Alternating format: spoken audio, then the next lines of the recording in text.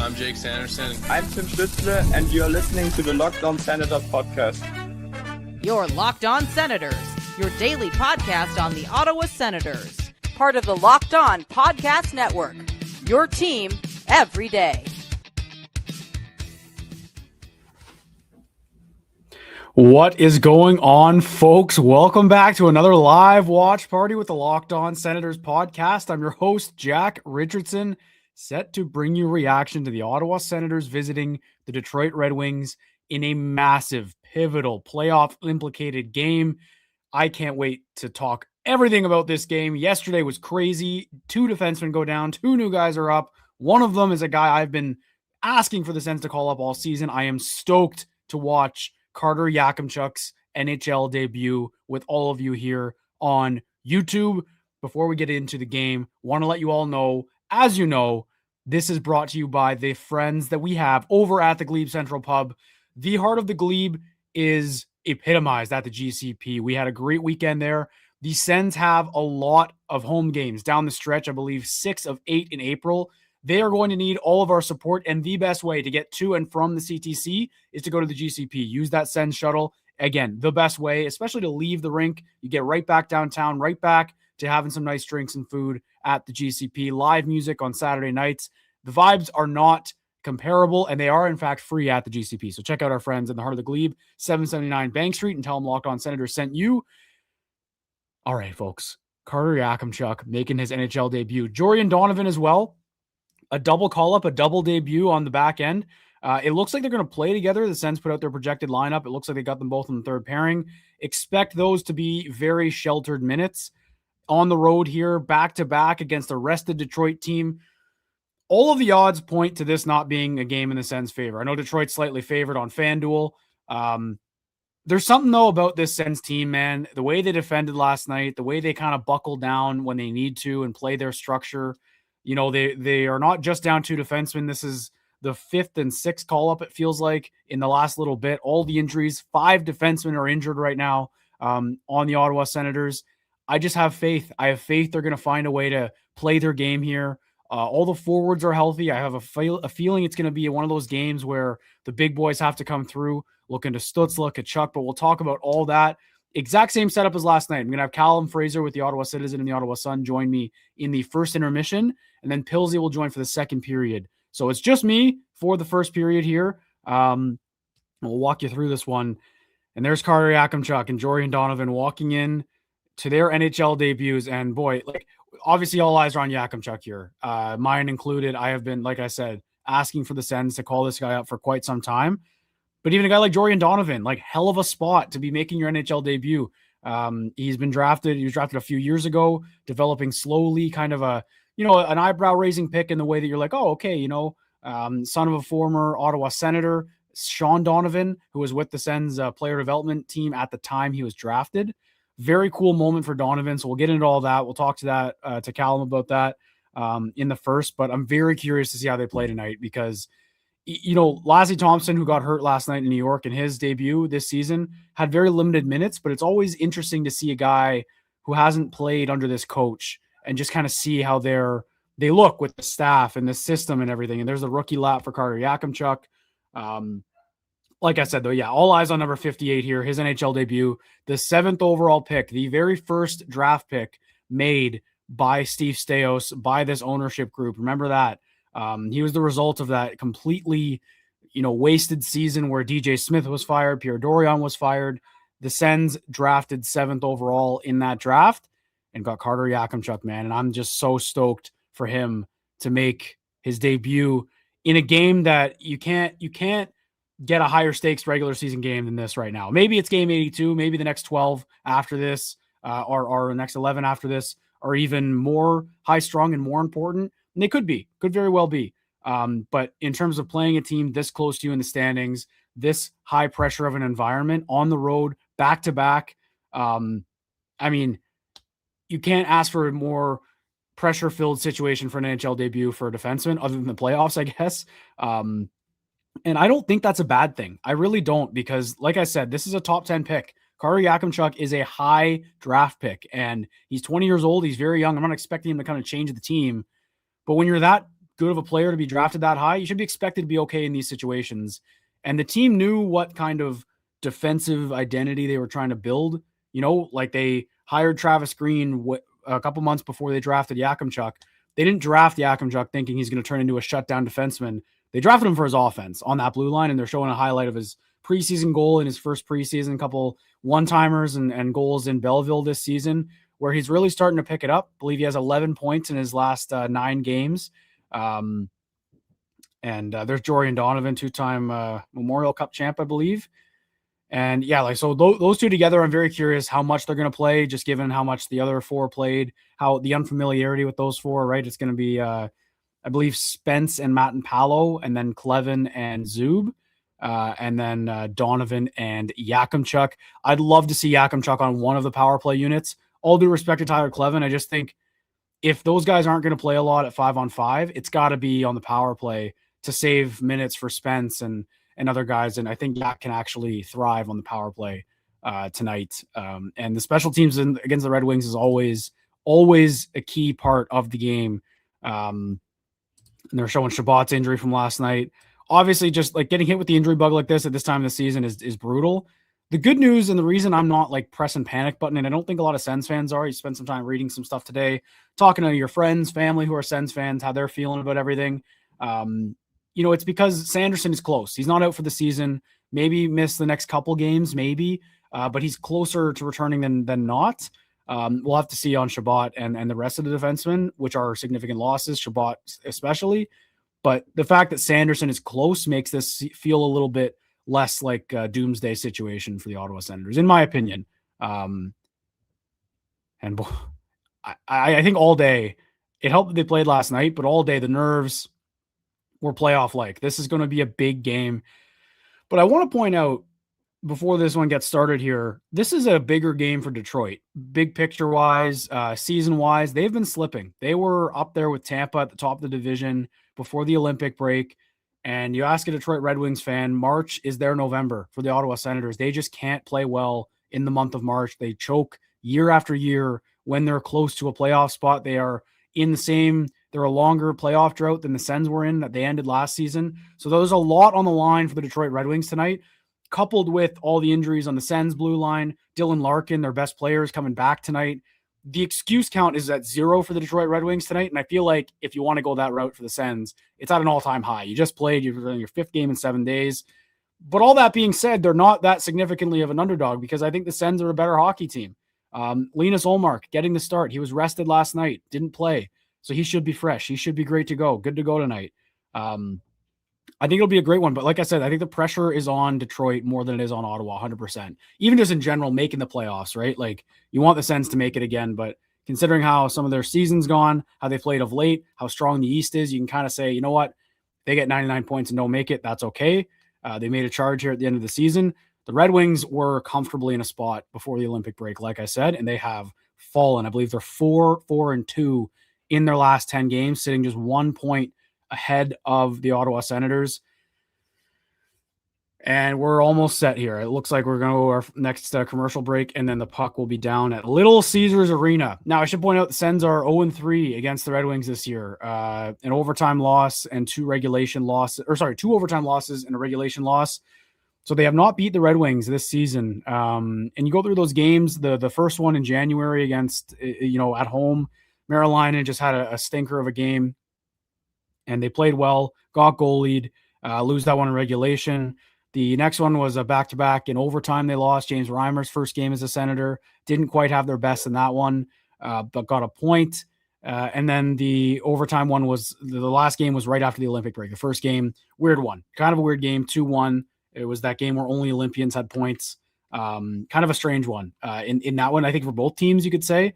So this should be great hockey tonight. This is going to be special. What we see here. All those storylines aside, like there's so much. I feel a little bit bad for a guy like Donovan. I know he's getting his NHL debut tonight, but for all the storylines, like his dad played for the Ottawa Senators. I believe, as someone pointed out on Twitter to me, shout out Casey Kenny. I believe it's the only father-son duo to ever play for the Ottawa Senators, which is pretty sweet now officially with this puck drop here. So awesome story. It feels like one that deserves a, middle of January on a Sunday night, whatever kind of headlines where you spend the day thinking about that. He gets his flowers. But no, he's overshadowed by Carter Yakamchuk making his debut, his teammate in Belleville, and also the playoff race and the implications and all of that going on tonight. The out-of-town scoreboard is I don't know if everyone's playing tonight, but every team the Sens you got to keep an eye on are in action tonight right at 7 o'clock. So we'll be keeping an eye. I know the chat will be letting us know who's doing well. There's a lot of scenarios that could play out. The Sens have a possibility to wake up in a playoff spot with a regulation win tonight, or just a win in general, if the Islanders or the Blue Jackets lose in regulation. So a lot can happen, but we won't cross that bridge until the Sens take care of business here in Detroit. They owe the Red Wings a solid game, and I think they know it. I think the guys are going to show up here. I really do. Like I said, the pressure is on the Red Wings. The pressure is on Detroit. They have not proven to be able to play in these games and down the stretch. The Sens have. They made the playoffs last year. They buckled down in March and April. The Red Wings don't, and they haven't yet. And there's Dylan Larkin, first game since March 6th. You can point to that as a huge loss, obviously, for them, but you look at the Sens being 6-2 without Jake Sanderson. The Red Wings have struggled without Dylan Larkin, and there they are. Black helmets again on the road here for the Sens. Donovan and Yakamchuk all set to go. Huge moments for these guys' debut. I am stoked to watch Carter Yakamchuk. Very excited for this game. And I'll let you guys know when the puck is down. Dylan Cousins and Larkin on the faceoff here. And the puck is down, and away we go in Detroit. This is going to be probably a physical game. Already a hit thrown on Clevin as he gets it deep. Cousins goes back for it. So Zub and Clevin and Matt and Paolo Spence, like I said earlier. And here comes Dylan Cousins out of the zone. Nice little rush there for Cousins. And Tkachuk gets it back deep. Yesterday's game ended up being a bit more of a sweat down to 4 defensemen and obviously the scoreboard. They ended up actually giving up 10 shots. They changed that for the New York Rangers, but and there's a stoppage of play from Linus Ullmark. So basically, I know that they played last night with these pairings towards the end of the game, but 3 brand new pairings really to kind of soak in here for a full game. I don't even think Donovan and Yakamchuk have played together that much in Belleville, to be quite honest with you. So I'm very curious to see their deployment on the road here because you can't really hide them. And Detroit does have 2 lines that you got to be worried about. They've got Compher, DeBrincat, and Kane, and then that Larkin, Raymond, and I believe Finney line. I could be mistaken. Here they go. They're showing the forward lines. And obviously, David Perron traded from the Sens to the Red Wings at the deadline. He's in the lineup for Detroit tonight, so that'll feel weird, I'm sure, for the guys, knowing him. They seem to like him a lot, but he's a competitor. We know DP likes these games down the stretch. Here's Amadio coming into the zone. Sends that wide. Spence shoots it off the side of the net. And this line goes to work.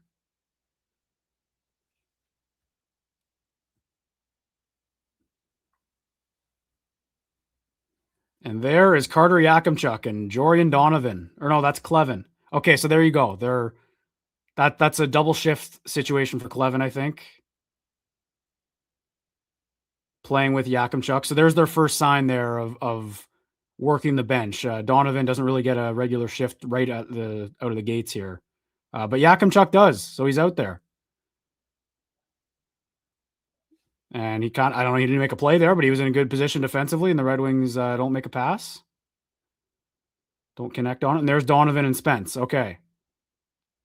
So I'm going to try not to call it out every time, but just early on here, I'm noticing that's something they're going with. So maybe a double shifting of the guys they're used to, which I think makes sense, just given no practice time either. No morning skate even. There's Donovan in front. Flips that one out to Fogle. Linus Ullmark might be called upon here tonight. There's Donovan with it.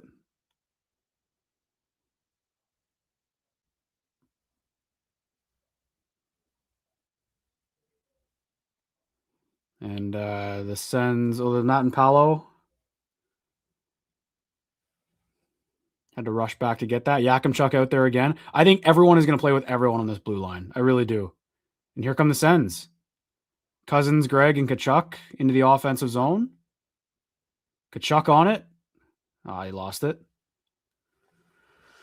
Couple early shifts for Yakamchuk here, man. He's got the puck in his own zone. And Greg missed that pass and they ice it. So Yak gets caught out there a little bit. The 20-year-old. 7th overall pick.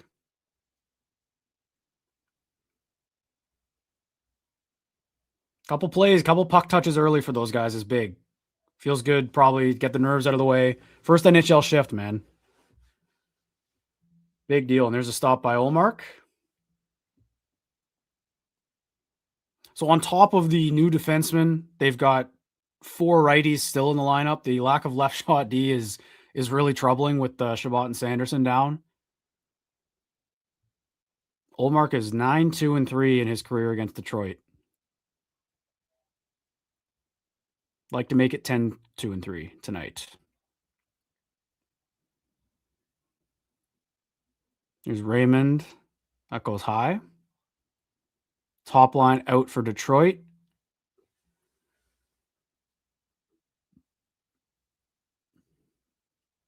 Edvinson's got a step. Nice stop by Ullmark. There we go.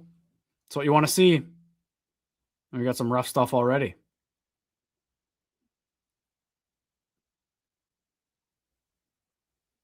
Clevin mixing it up.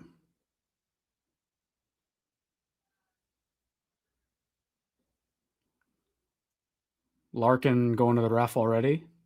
I don't know what happened there.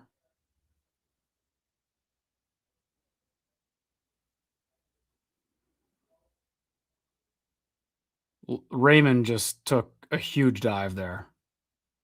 Nick Cousins goes to the box. That's a crazy call that early. So the Sens will go to the PK.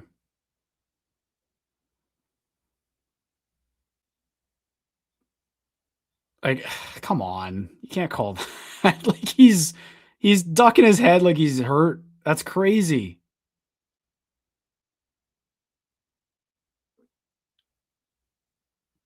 Really soft call to start that game. It's just what happens with these two teams, man. They just get in these. It's frustrating. All right, let's see the PK, which has been a lot better, but the Red Wings power play is always good. Always good. There's Clevin clearing it. What a soft call.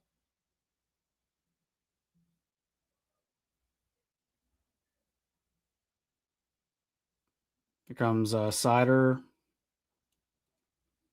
The thing with the soft calls, you got to kill them off. Like, you got to kill off bad calls. You got to kill off bad penalties by your own team in these kinds of games.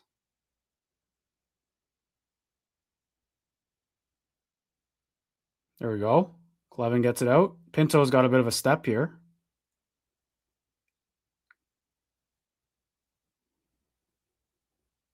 They're 10 for 10 their last 3 games, the Sens PK.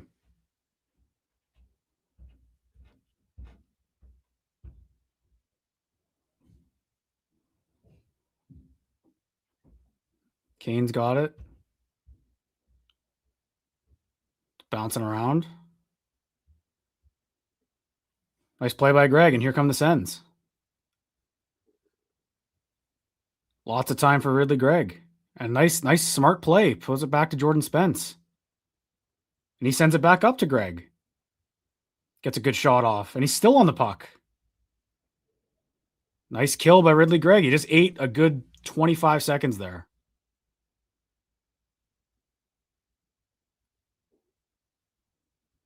Second unit's out now.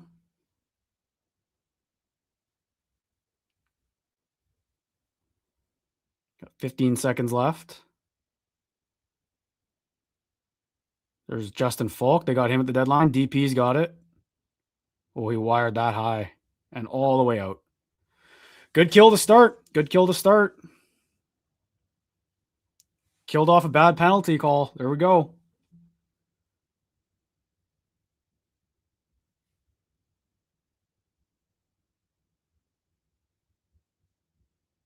Got Zub and Yakamchuk out there. Are they calling another one?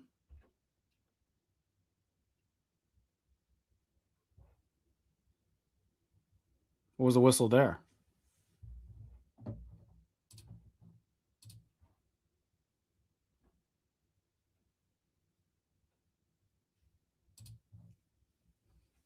That was kind of weird. Offside maybe or something.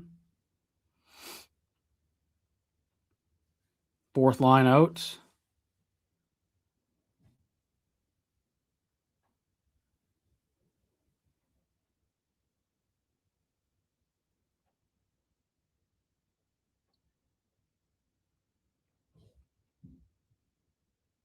There's a stop by Ullmark. Now here comes Zetterlund with Fogle.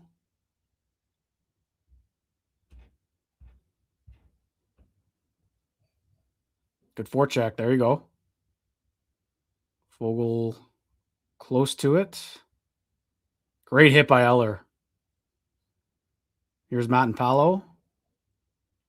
Stopped.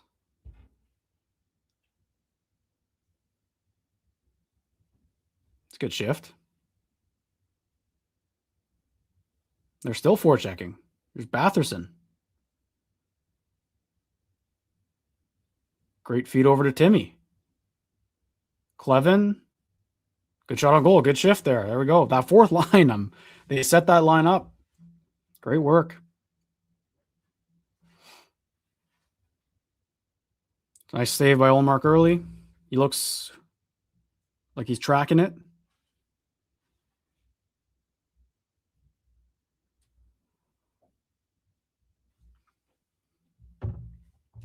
Okay. Nerves are settled a little bit.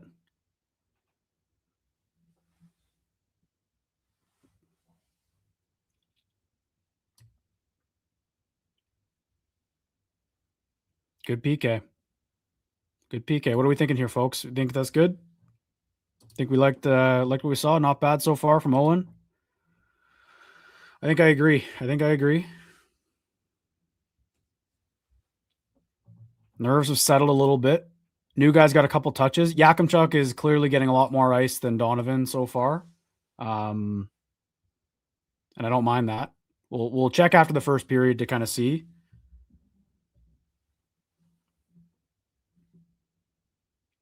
I was watching Yakamchuk in the D zone, not necessarily, shocking you with defensive play, but he's also not doesn't look like a liability. I think just maybe kind of getting sure of where to be in the right spots, where everyone's going to be, getting used to new partners, new line mates. I think decent start. Everyone just take a deep breath. Hopefully they can too. They got through the first couple shifts of their NHL career.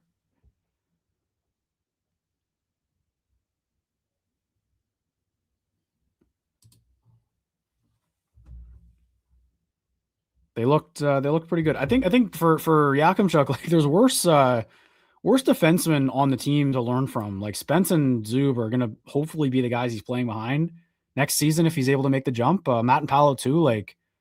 The right shot guys are there. It's just the lefties and the guys who are the horses back there for them that aren't. So let's just see. Let's see. Yakamchuk's a guy who's capable of playing that. And there's Sean Donovan. He's an assistant coach with the Kempville 73s junior A team. He's rocking the jacket in Detroit. That's great. Local junior A team. And Timmy wins that draw. There we go. Zub. Oh, tried to get the tip. Good pressure again from this line. Here's Clevin at the point. Shoots. That's loose.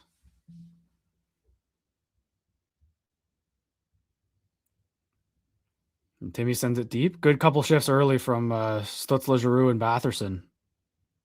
And here's G coming in right now. Almost got a shot off.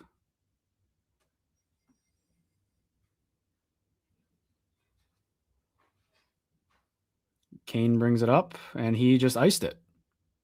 Brutal icing from Patrick Kane. Offensive zone draw. Here we go.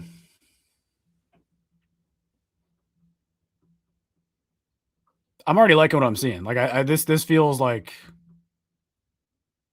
they're going to be able to compete here. Timmy's got the A on his jersey with Shabbat out of the lineup.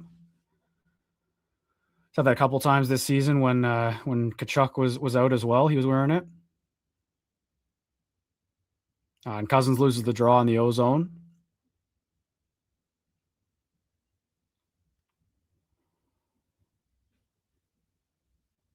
Gonna have to see the forwards kind of take over. Like that Stützle line had a couple of really good shifts there. Here's Yakamchuk. Nice pass up to Greg. To Tkachuk, and he whiffed on it. Come on, Brady. That was a wide open look. Great fat passing. Maybe he just wasn't in the wheelhouse there.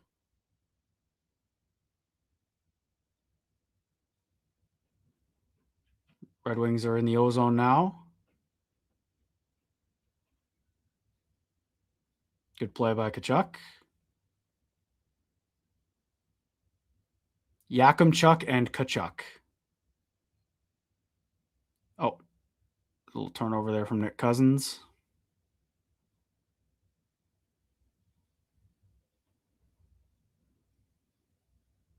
There we go. Gets it deep. Couple good plays from Yakamchuk.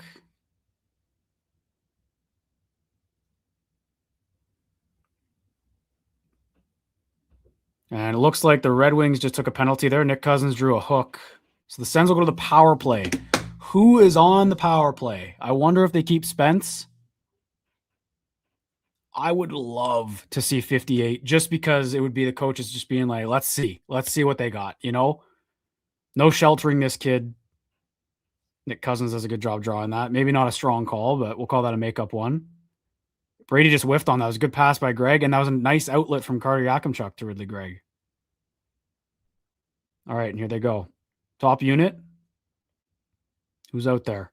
They got Carter Yakamchuk on the top unit. Here we go, folks. This is his spot. I like this a lot. Let's go. All right. Brady wins the draw, and here's Yak with it now. To Batherson.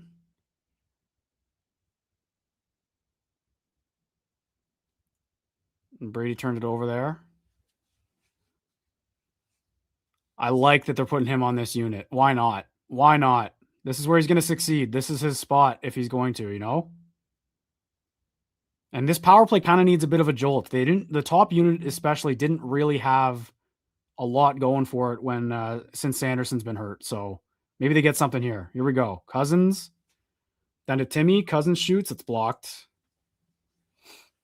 Not a great look there.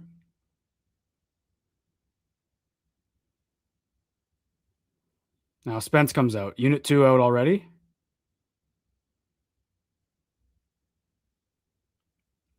But how about that, eh? Your first career game. First power play unit. But now Spence is out there. Quick change. They did a quick change there for Yakamchuk. Stützle down to Batherson. Tried to find it through the seam. Nice play by Spence at the blue line.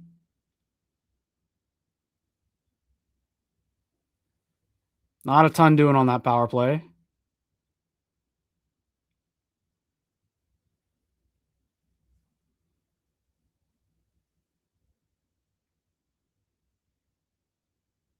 Timmy's playing with it here. I'll get a change, unit 2. Here's Fogle. Takes a huge hit there from Seider.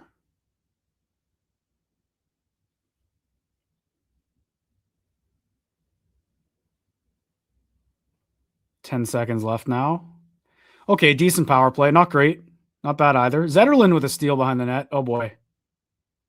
Got to get back. 2-on-1 for the Red Wings. Nice save by Olmark.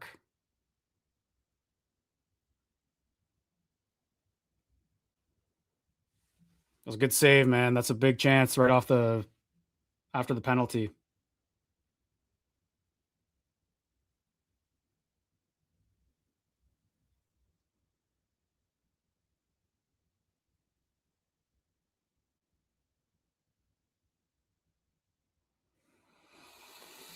I love that they put Yakamchuk on that unit. It was a quick shift. I think they called him off pretty early, but I love that they tried him out there right away.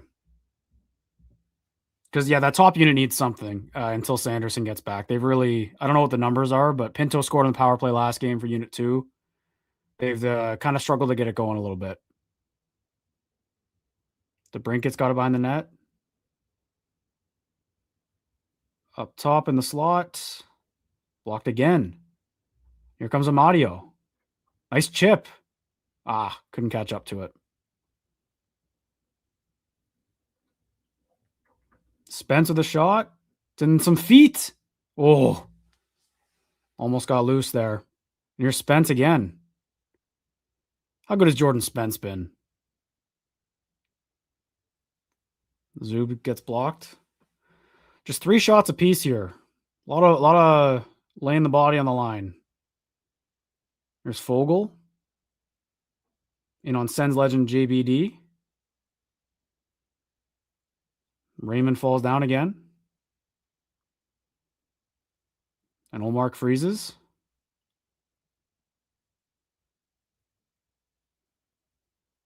Brady getting involved there physically. I like that.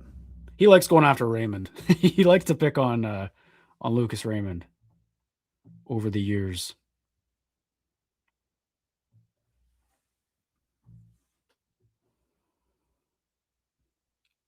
Oh, Falk at the post.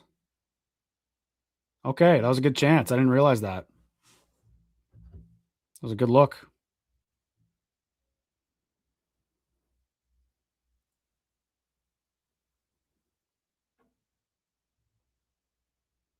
This is an Ottawaism with noodles. I would assume. I think that's the flame at Parliament.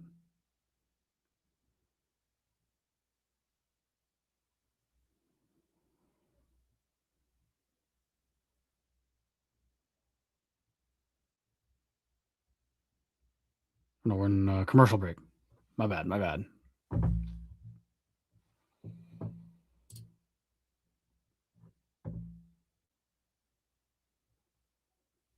I completely agree. I think Jordan Spence is so good.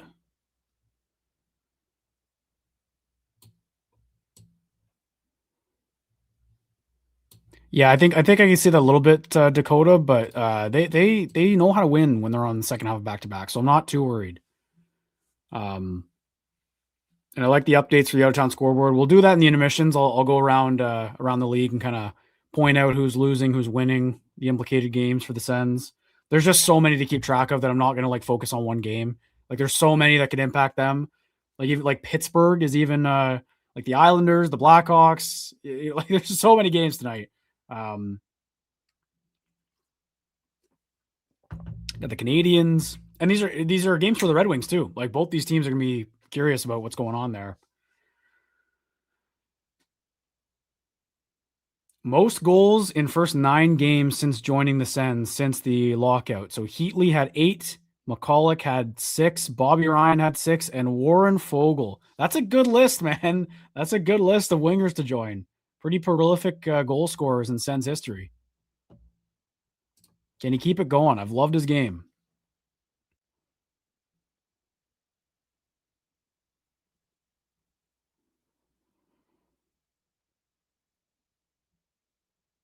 He's a 3-game goal streak. He's got 3 game-winning goals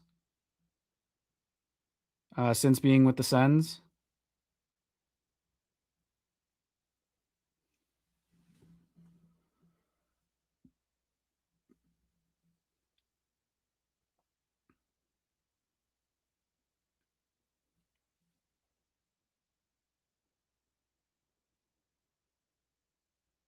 Good play by Nick Cousins there. And Zub's got it at center.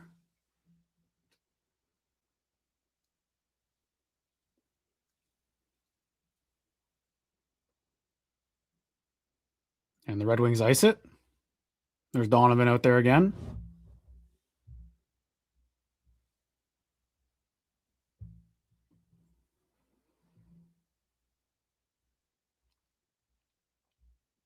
The goal differential by division is insane. The Pacific Division is despicable. Minus 122. The Atlantic is plus 88. That's crazy. Offensive zone faceoff. Here we go. Kachuk snaps it back. Donovan. Oh, that almost got through. I think that hit a leg in front. Decent look. There's David Perron dumping it in.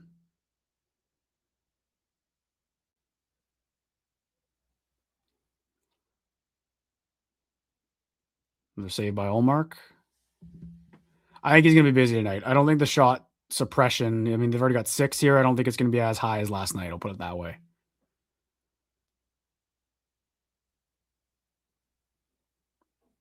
Good play by Spence on the wall.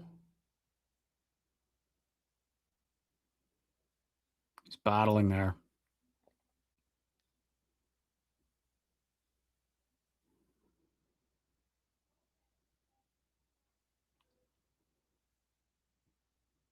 A lot of D-zone battling from the Sens right now.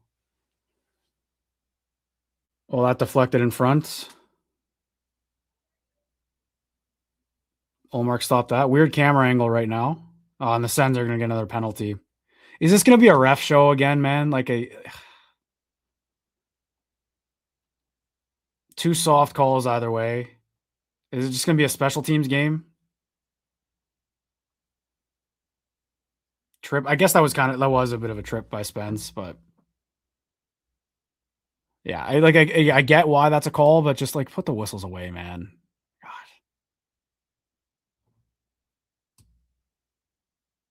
So Sens go back to the PK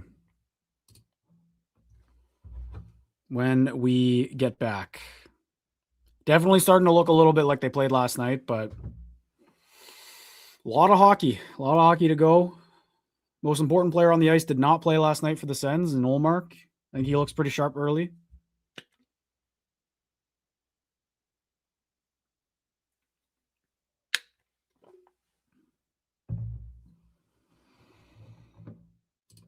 We'll see that PK again. So Spence to the box. I wonder what they do on the penalty kill here. If they roll 3D or if one of the youngsters gets out there. This is the situation you find yourself in with their injuries. Look, I love the potential for Yakamchuk. I don't think he'll be a penalty killer at his best in the NHL. So, and I probably feel the same about Donovan. Probably going to be him out there on the PK.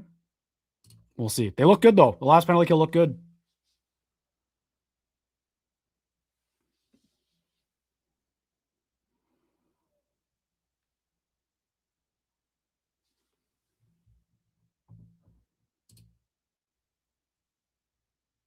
Yeah, I agree with this. I see some people saying Greg's getting a shorty. That'd be great. He was great on that PK last time.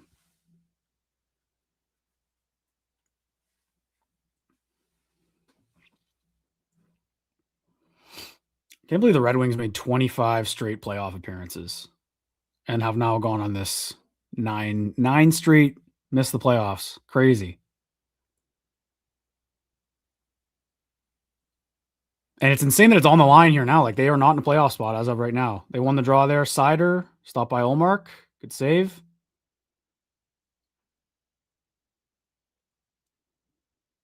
This power play is lethal for Detroit.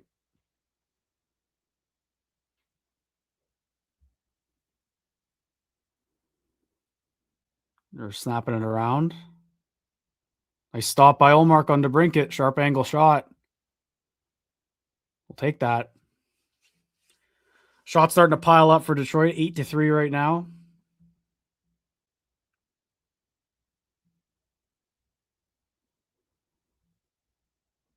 It's a good save. Need Olmark tonight. Another lost draw. Red Wings are controlling it here. Larkin just missed. That was a nice set play by them. I know we don't like the Red Wings. I like their power play is pretty good. These guys have a lot of chemistry.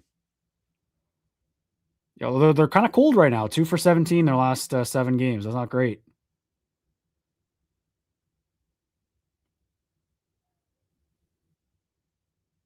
Raymond made a nice pass and DeBrincat scores. All right. Yeah. Could feel that coming. That power play was humming. 1-0 Red Wings. Don't have a ton to say about that penalty call, to be honest. That was a pretty... Again, like I told everyone, I'll be excuse guy tonight. I'm no shame being an excuse guy tonight. Detroit has to win this game. It'd be awesome if Ottawa did. So 1-0 Red Wings early. Little passive from Matt and Paolo there. Clevin was upset about something. Got tied up in front.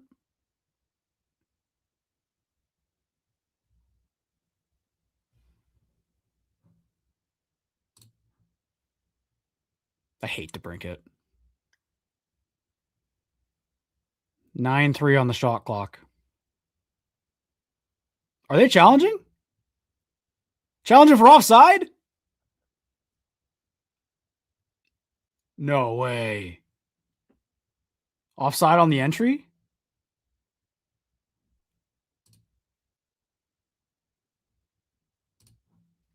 I mean, if it's the linesman, Mike King doesn't miss on these.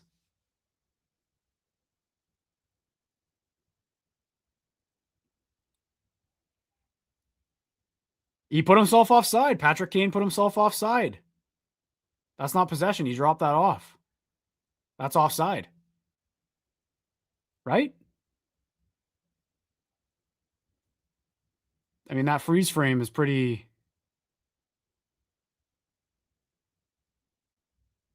That's offside. I think especially because he doesn't pick up the puck after. Like, that's a pass. Let's go. Let's go. Mike King, man. Gold medalist. Gold medalist. Video review team for the Ottawa Senators does not miss. Let's go. What a lazy play from Patrick Kane.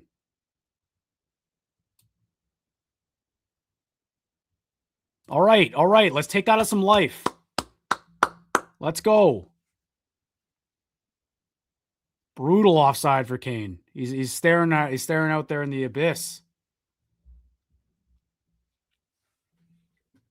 Got to take that as momentum for the Sens. Huge challenge. Let's go, man. I got to change the scoreboard. I got to wake up. 0-0 game still.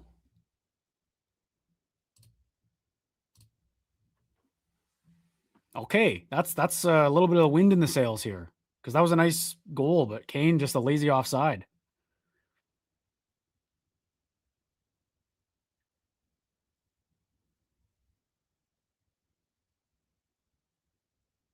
Good stick stuff from the Sens here.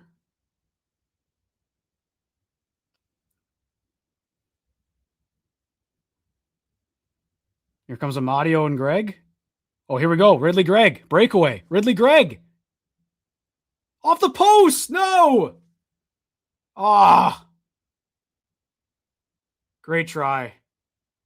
Awesome play by Amadio to get him there. Ridley Gregg's been noticeable shorthanded here.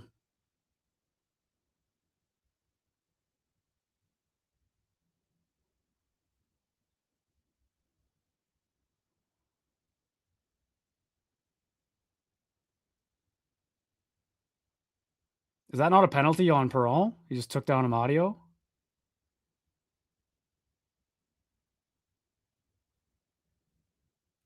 Let's go. And Greg draws a penalty. What a shift by 71, man. Let's go.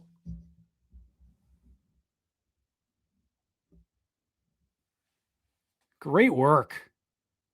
Would have been nice if he buried that, but it was a nice move too. What a stick by 22. Just thought, or did that his glove or the post? And he gets clipped. All right, man.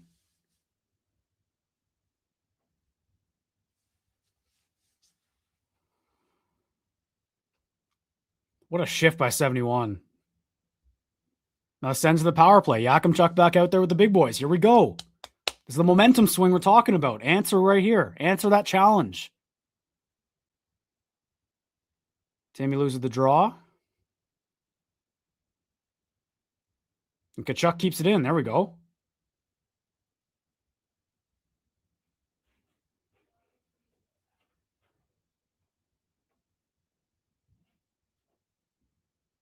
They are still trying to get possession. Now they look set up. Kachuk. Down to Timmy. Oh, he was looking for Yakamchuk. He was looking. And a good stick by Sider. That's tough. They worked hard to get that too. See them talking together. I love they're putting Yakamchuk out there, man. Let's go. Let's go. Come on. This is his moment. Minute 32 left. Top line still out. Battling for it. Yakamchuk keeps in it. What a pass. Here's Timmy. Timmy, let's go! Come on! Yakamchuk! Are you kidding me? What a pass! First career point for 58. Let's go, folks. Here we go.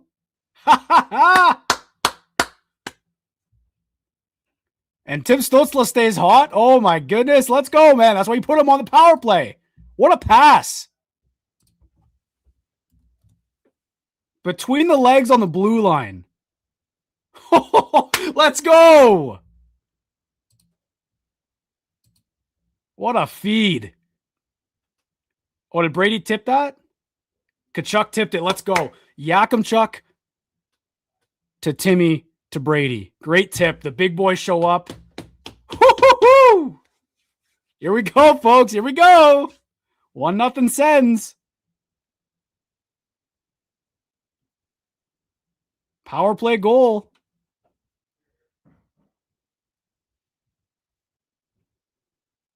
That's a huge goal. Huge goal responding to that challenge. What a swing.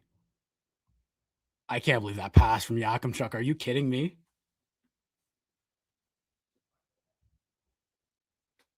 Oh, but he's minus 30 or minus whatever. Come on, man. This guy's got skill. That's why you bring him up.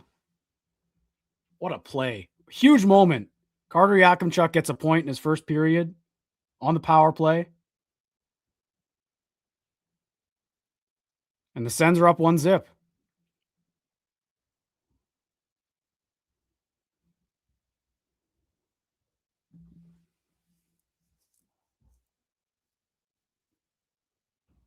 Nice play by Eller. First career NHL point for 58.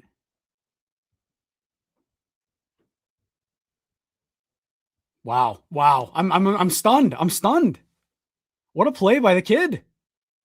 The balls to pull that off too, between the legs across the blue line with a stick there is crazy.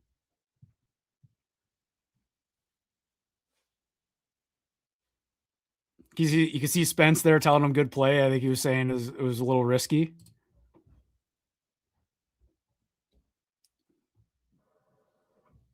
That's great. I thought Timmy sniped that. That was a great tip by Brady.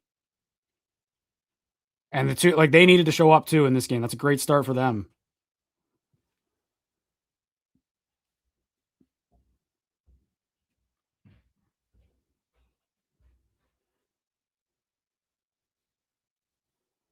Here comes Stützle. 23-5-5 when scoring first.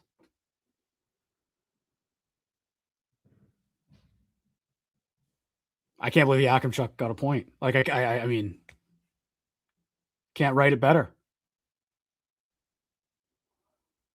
Got a minute 15 here. Good forecheck by Tkachuk. Red Wings look a little shell-shocked right now, man. I think they do. Matt and Paolo fanned on it.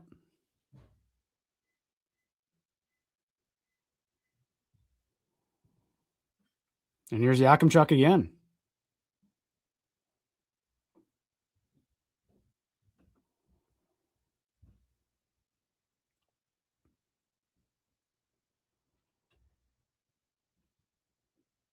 I get it deep here. 40 seconds left.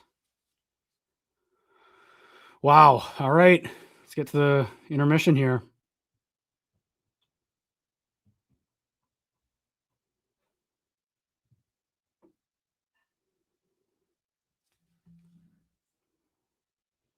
$25 to go.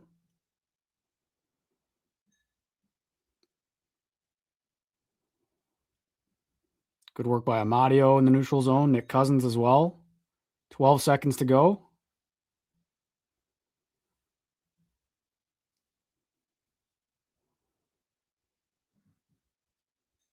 Good stick by Fogle. And a stop by Olmark at the buzzer. Great period. Great road period. And Mike King with that challenge for the Sens offside. And then they get the power play. And Carter Yakamchuk on the board in his NHL debut, assisting on Tkachuk's power play goal. Let's go, folks. Let's go. What a start. Ullmark looks sharp. And I think after the Red Wings goal got disallowed, I think the Sens kind of took over that period. Great sign. The big boys pull through. What a play by Yakamchuk, man. Here we go. And joining me for our nightly intermission chats on the road, Callum Fraser with the Ottawa Citizen and the Ottawa Sun Post media beat writer for the Ottawa Senators. Callum, I'm over the moon right now. Not a bad pass. Let's talk about the power play, man. Like, they started out, they didn't trust him and he didn't trust them, or he didn't trust himself, right? There were some really, really bad shifts the first few power plays there. And then with a guy like that, all it takes is one opportunity. And he makes a brilliant play, one of the better secondary assists we've seen this season. And yeah, man, what a tip from Brady too, eh? Well, so I was going nuts thinking like Stützle ripped that because I didn't really see the tip. I didn't see the celebration. I was just because I was talking about the pass. I think they haven't had a practice or a morning skate even. So he's probably just working out. You saw in that face-off right before the play, talking to Tkachuk, talking to Stützle. I'm just a little surprised, honestly, that they put him on the power play. I love it. I think it makes sense because that's where he's going to thrive.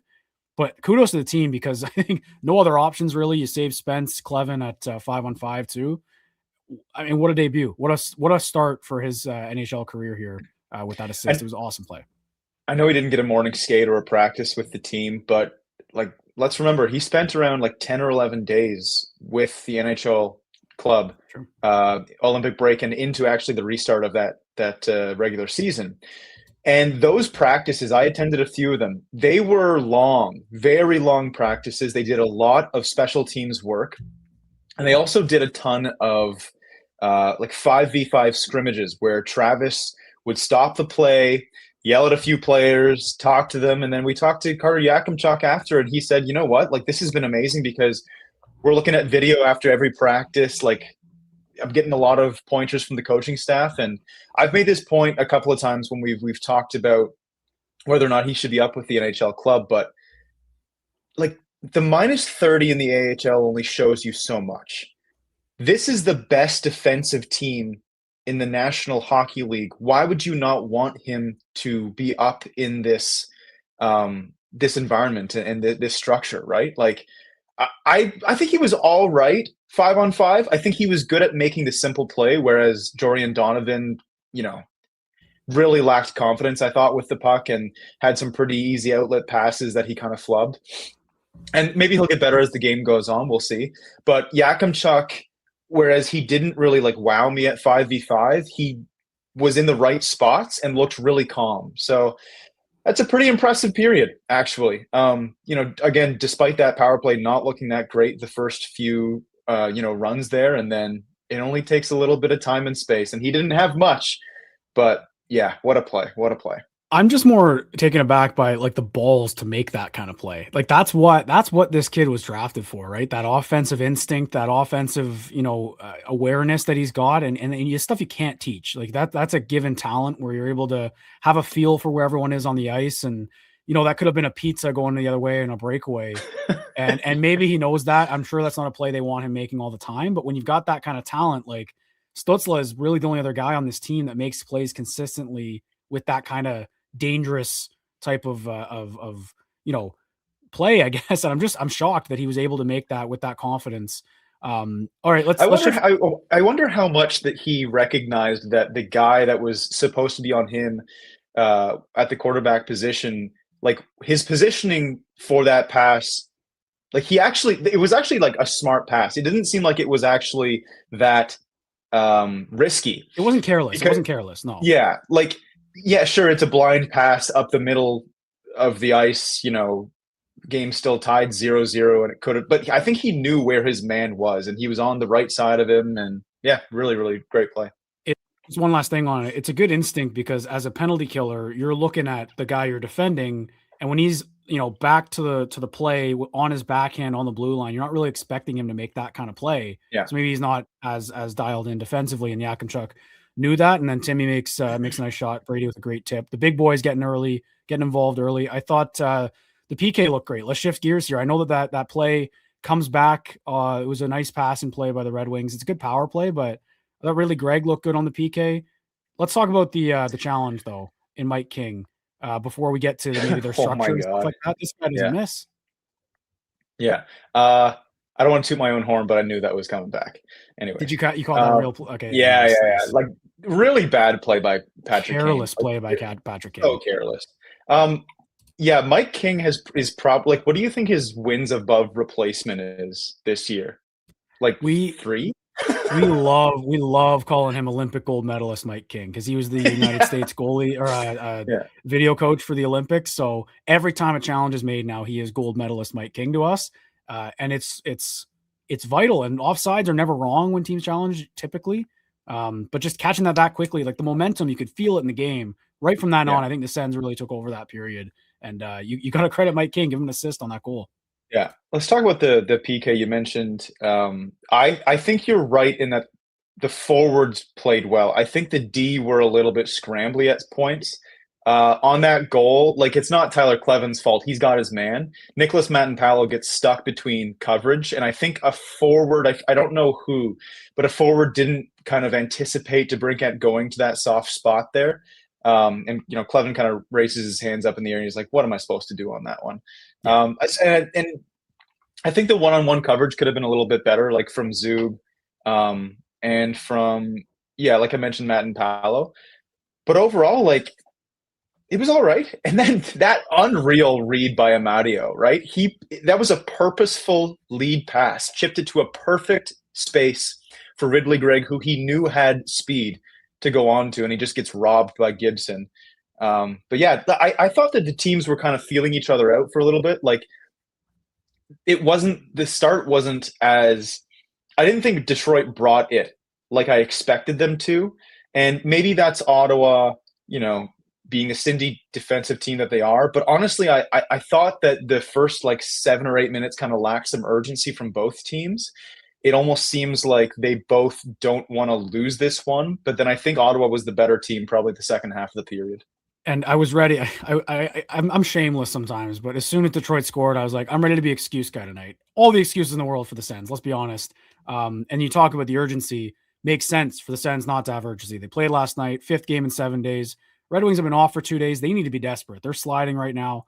So I think from their perspective, you could chalk that up to pressure. That team is feeling it. The market's feeling it. Did a lot of hate reading today, and I'll do it again tonight if this holds, because this is a big game for both teams. I don't want to go around the out-of-town scoreboard yet. Might save that for I haven't even looked at it. There's just so many games to keep track of. It's almost one of those nights that's not even worth looking at until it's over. When are these nights ever worth looking at with this out-of-town scoreboard? Like, it's almost just like, take care, just expect that. Like, we've heard from so many players that they're just like, we just expect everyone to win at this point. And actually, you know what? Like, which was it? It wasn't this morning. No, it was before the New York Rangers game. Claude Giroux, who rarely opens up, had a couple of really good quotes about the out-of-town scoreboard and like watching the games and just the agony that it is. I think in years past, in a regular playoff push, you'd get so much more like guys being reserved about these questions, but it's so insane what we're seeing right now. Like, I know TSN flashed a stat about goal differential, and like the Atlantic's like plus 50 on the Central or something like that, and the Central has the 3 best teams in the league. So it takes a lot for players to open up about these questions that they really just shoot down the vast majority of the time. This is how crazy this out-of-town scoreboard has been the entire season. It's getting guys like Claude Giroux to be like, yeah, I don't know what you want me to do, man. Like, it's comical at this point. Like, I watch and I try and watch the other games. Like, a few guys have said, like, yeah, I try and watch like other hockey games because I just can't. I can't stand seeing everyone else just get W's everywhere I look. Well, it's great. But the nice thing now about how tight it's gotten, I think a few weeks ago, maybe right after the Olympic break, it was 2 or 3 teams we're looking at. Well, now, like, that's expanded because everyone's so close. There could be a lot of movement tonight even. And these last 12, 11 games are going to be like that. In a way, that's nice because they'll play each other, right? Like Ottawa, Detroit playing tonight. So long as they're 2-point games, like someone's losing. So you can look at it glass half full. I'm a glass half full guy though, Callum. You know me. correct me if I'm wrong. Mathematically, do they control their own destiny now? They do. If they were to go 13-0, this is a playoff team. And the haters said it wasn't possible, Callum. They said they wouldn't be able to. But yeah, like I think coupling that with the way that the Sens have been going, right? If you're, again, I mentioned the Red Wings, because two teams really on different trajectories the last month. Let's be honest. The Red Wings are just having their annual March collapse. They were in a comfortable spot before the Sens were out of it. Now both are pretty even. If the Sens were the other way around, I'd be like, oh no, this the Uptown scoreboard's worrying me. But the way this team's been playing, I'm confident that they can control their own fate. Callum, I want to ask you, I think just more about Yakamchuk, man, because we got to talk about that debut. I actually thought Matt and Paolo fought the puck as an example a little bit, but there was a play Yakamchuk made, just a stretch pass to Greg, created a chance where, you don't have that in the lineup really without Sanderson and Shabbat. It's the puck moving. Outside of Jordan Spence and at times Tyler Clevin, they don't have. So I'm curious if they kind of get him in those spots, maybe offensively at 5-on-5 a bit more, depending on the power play situation here in the next two periods. Correct me if I'm wrong. He was playing with Zub, right? See, that's another thing. Like they didn't even start rotating it properly. Like I'll go through the minutes here quickly, but they didn't really have set pairings. It looked like. I think it's all over the place, and that's kind of to be expected. I think he played a little bit with Zub, a bit with Matt and Paolo. I think you put him with Zub, honestly, at 5v5 the rest of the way. Like Zub's really used to. I mean, Jake Sanderson's an incredible one-on-one defender and makes remarkable reads, and he is a hard to play against player on the defensive side of the puck. But like Zub's still used to handing the puck over to his left side as much as he possibly can. So maybe that's a more regular fit for Yak. I think he's going to get a little bit more comfortable as the game goes on, but we'll see, man, because I've seen, hand up, I've only seen one game live from Carter Yakamchuk this year. Me too. Oh, were you at that? Which one did you go see? It was in Laval. It was in November before. Okay. It was a while ago, and I do think he looks stronger than he did then. Like, but that's just him getting older. He's 20 years old, for God's sake. Yeah, we'll see, because a lot of these players that struggle defensively in the AHL, like you bring up to the NHL, and you're like, oh, their details are totally fine. There's just something about not clicking with their teammates, or there's maybe a lack of urgency in the league that they know they're not going to be in there for a while. We'll see. But yeah, he could be with this team for a little bit here, depending on injuries and rehabs and whatnot. If he can really just play, you don't have to play like shutdown D. You just have to be competent. Just be competent. Don't make any silly mistakes. At the end of the game, you want to be able to say that you had your guy. And that's like Travis Green is not expecting Carter Yakamchuk to defend like Artem Zub or like Jake Sanderson or whoever, right? Like we've already been shown that he's going to play him in his spots. He's going to get power play time. He's going to get some like softer 5-on-5 minutes. And maybe if he gets trusted later on, then he can, shoulder some of the burden here, right? But baby steps, and really like just try and play a good quality defensive game the rest of the way here, and he'll be fine. Obviously, like you mentioned, barring any big mistakes, the rest of this game is gravy for him. He got on the board on the power play and looked pretty solid to me. That's a great debut for an NHL career. He played 507, had 7 shifts according to NHL.com, 1 block, credited with 1 giveaway as well, and then obviously the assists. But 507 seems pretty standard. Donovan played 2 minutes, so really not rolling 6 defensemen. I think that's where I'm seeing the pairing thing. So they're just rolling 4 and then maybe throwing Yakamchuk in here and there. Spence played 907 with his penalty as well. So, I mean, that's a lot of time for Jordan Spence. So, again, other than that penalty, that 1 shift, I thought looked fantastic. Again, this guy's unbelievable. The defensemen need to stop taking penalties. I know. A couple last game. It's not the time, boys. It's not the time. And that's the thing, again, against a team like Detroit, like they live on the power play. They've been cold lately, but that's where they get their bread and butter. They can't keep They looked penalties. dangerous. They looked very, very dangerous. I can't believe Larkin missed that one from like the left bumper there. It was they looked really, really good. I can't believe Raymond's okay after that first penalty. I'm just glad he's out there again. So it was just great to see that. But are you referencing which one was that? It was Cousins. Cousins. Oh my God, so soft. Callum, Yeah. I don't like Detroit. Like they're up there with me with Montreal and Toronto. Just these two teams have been right there. Their stars the same age. It's all the things, Stutzla gets called the diver, and then they play Raymond, and it's literally the exact same stuff sometimes. So glad they killed that one off. The PK has looked great. Obviously, get bailed out by Mike King, but he's part of the PK. Let's talk Olmark here quickly, just at the end. I thought he also looked solid. The only guy was fresh after last night. Maybe a couple bouncing. They hit the post once, but he made some solid saves. And keep it going because he's going to see a lot of pucks tonight, I think. Yeah, this was always going to be like a game that he didn't necessarily need. No one ever needs to steal a game for the Ottawa Senators, right? But if he doesn't have his A game, they stand a really good chance at losing this one. And he was really, really good, man. 10 saves or 10 shots, 10 saves. He made a couple of really like strong saves on like grade A chances. He's trusting his D. Like the thing with Allmark with me, I've said this a million times, but like he just needs to commit to who he is as a goalie, and that's a first save goalie. And he can be comfortable with this team knowing that like their coverage has gotten better every month that the season has gone on. I think Nicholas Matanpalo knew that was offside. That's why he decided to botch the coverage on that power play goal. But yeah, he looks really, really good in there, looks really confident, and we'll see, man. Like Detroit's going to push.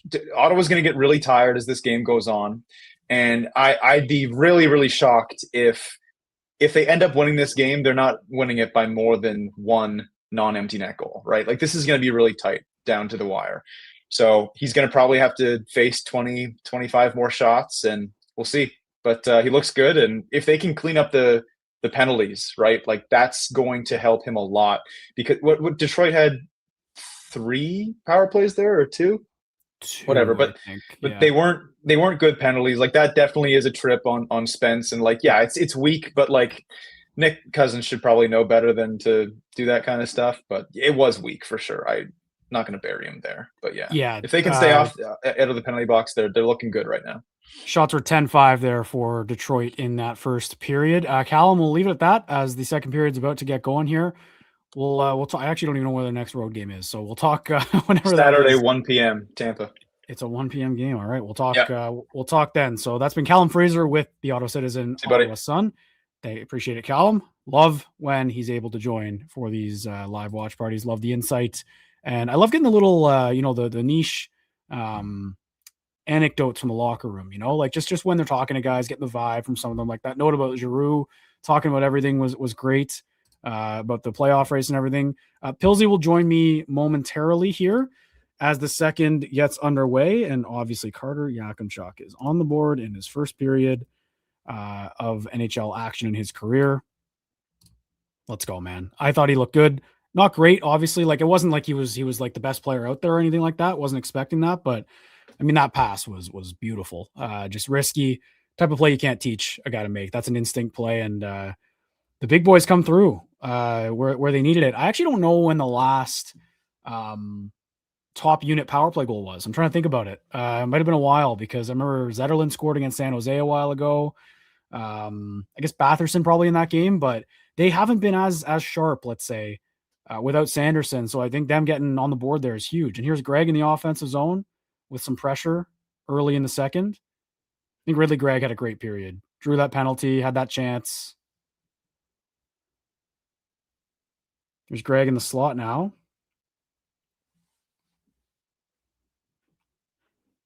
Dylan Cousins battling a little bit. Zub and Clevin out. Interesting looking at the ice time there. So that's obviously Yakamchuk gets a few more minutes there with the power play. But clearly not using Donovan a lot, which I kind of expected. Like I credit to the guy for obviously being here, but he's not high on the call-up list, and obviously Yakamchuk is hopefully part of the future plans for this team. Most D-men used, 12, including tonight now, this season for the Sens. Third most in the NHL.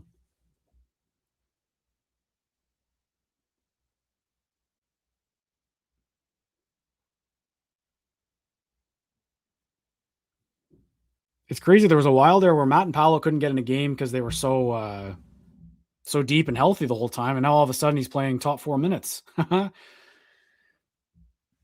Ullmark throws it to the corner. Here's Pilsy joining me. Yo, Pilsy, how's it going, man? good. You see why I wanted this kid up? You're right all along, Jack. They should have listened to you. No, I know. That's obviously a tongue-in-cheek joke there. That was a great pass. Good start to his career here in the power play. What time are you at right now? All right, I'm at 18:45. Okay, I'll pause for a bit. I'm at 18:32. Okay. So let me know. We'll sync up. Not a prime game.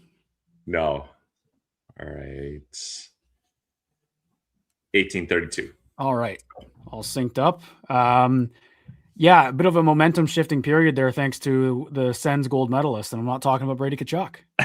Yeah, seriously. I mean, Mike King, just an absolute legend. And that's not an easy offside play to really clue in on because it was close. And it's Patrick Kane bringing the puck in and puts himself offside.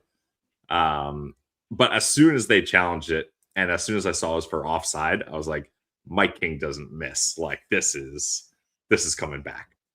I wonder if they even get to watch the games. And here comes Yakamchuk.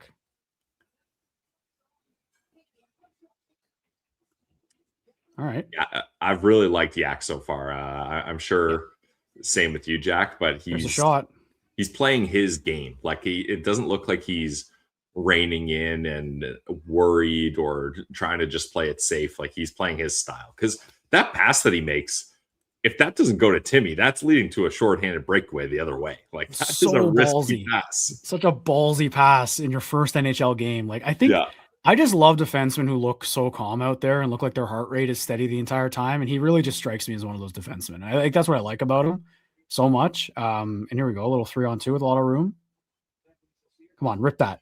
I think Greg's playing really well today. Drawing that penalty was great. That breakaway after the challenge.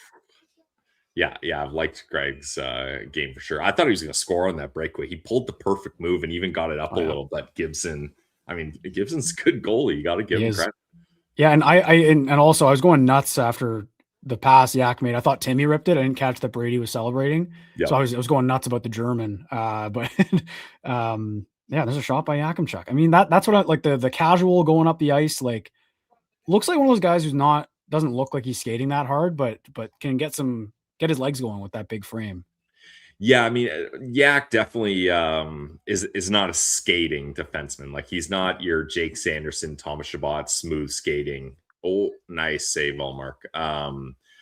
That's not his repertoire, at least not now in his game. He's going to wow you in other ways. I think so too. And the Red Wings, they were calling for out of play. I don't think that was, or a delay a game. I mean,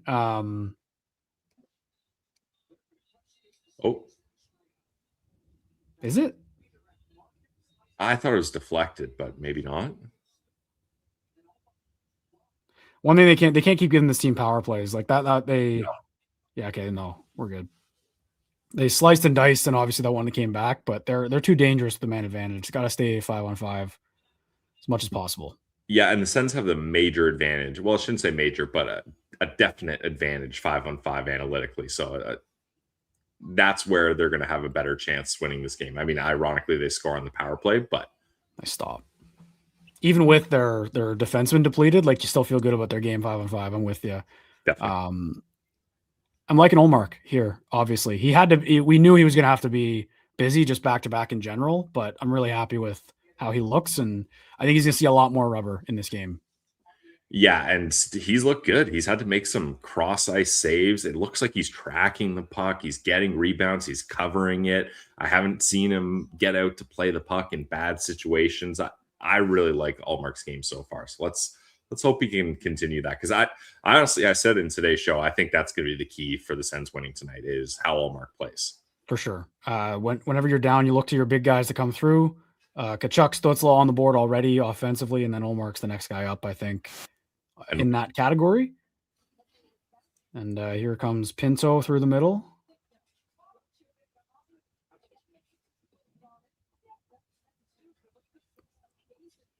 Here's oh. Looks like Sider's hurt there.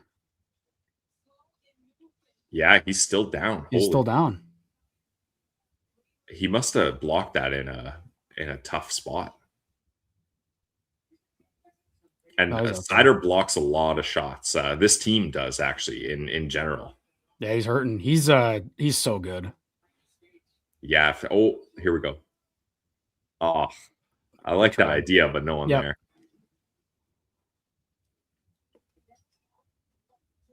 Here's Giroux again.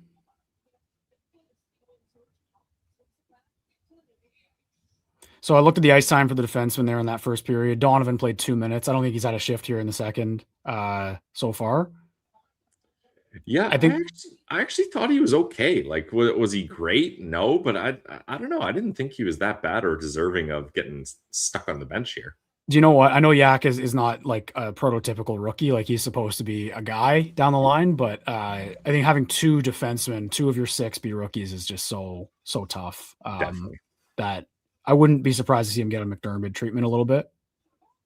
Oh, nice save, Ulmer. Nice save. Yeah, that's fair. Yeah, and I mean, not only are they rookies, this is their debut. Like, yeah, in a like unfavorable situation. So let's see here, because obviously so much hockey left. I think anything tonight is gravy from the Sens. Really, I really do. Just given where everything's at and how important this game is for Detroit. Like, I'm not trying to gaslight their fans here. They know it more than we do. There's Donovan. There we go. Okay, let's see what he's got here. But this game is more important for the Red Wings than it is for the Sens, I think. Oh, full yeah, goal. That was close. Warren full goal, they're calling him. Yeah, because if Detroit loses this in regulation, their playoff odds go to 40%. Like, that's a big drop for them. But it's even more just about the vibes. Like, really, if they lose, the Sens are 2 points ahead of, or 1 point ahead of them in the big picture. Not that big of a deal, but it's where they've been tracking. The pressure's mounting on them to make it big time because of that drought they've got. There's Sider.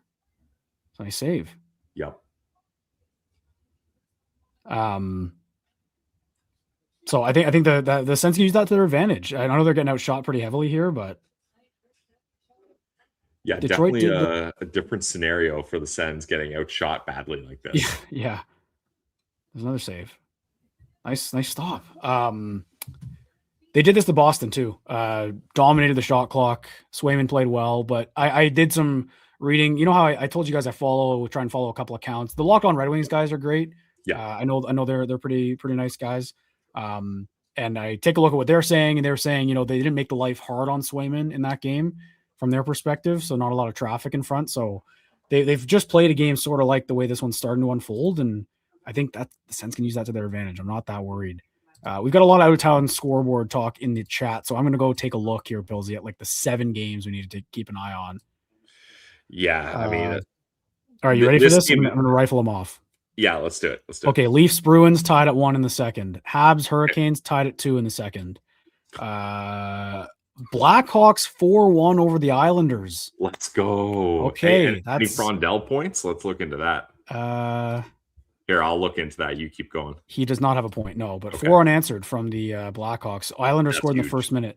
Blue Jackets beating the Flyers 2-1, which is like the Flyers all of a sudden are also kind of lurking. So that's not that bad of a result. And the Avalanche up 4-1 on Pittsburgh, Pillsy. Okay, nice.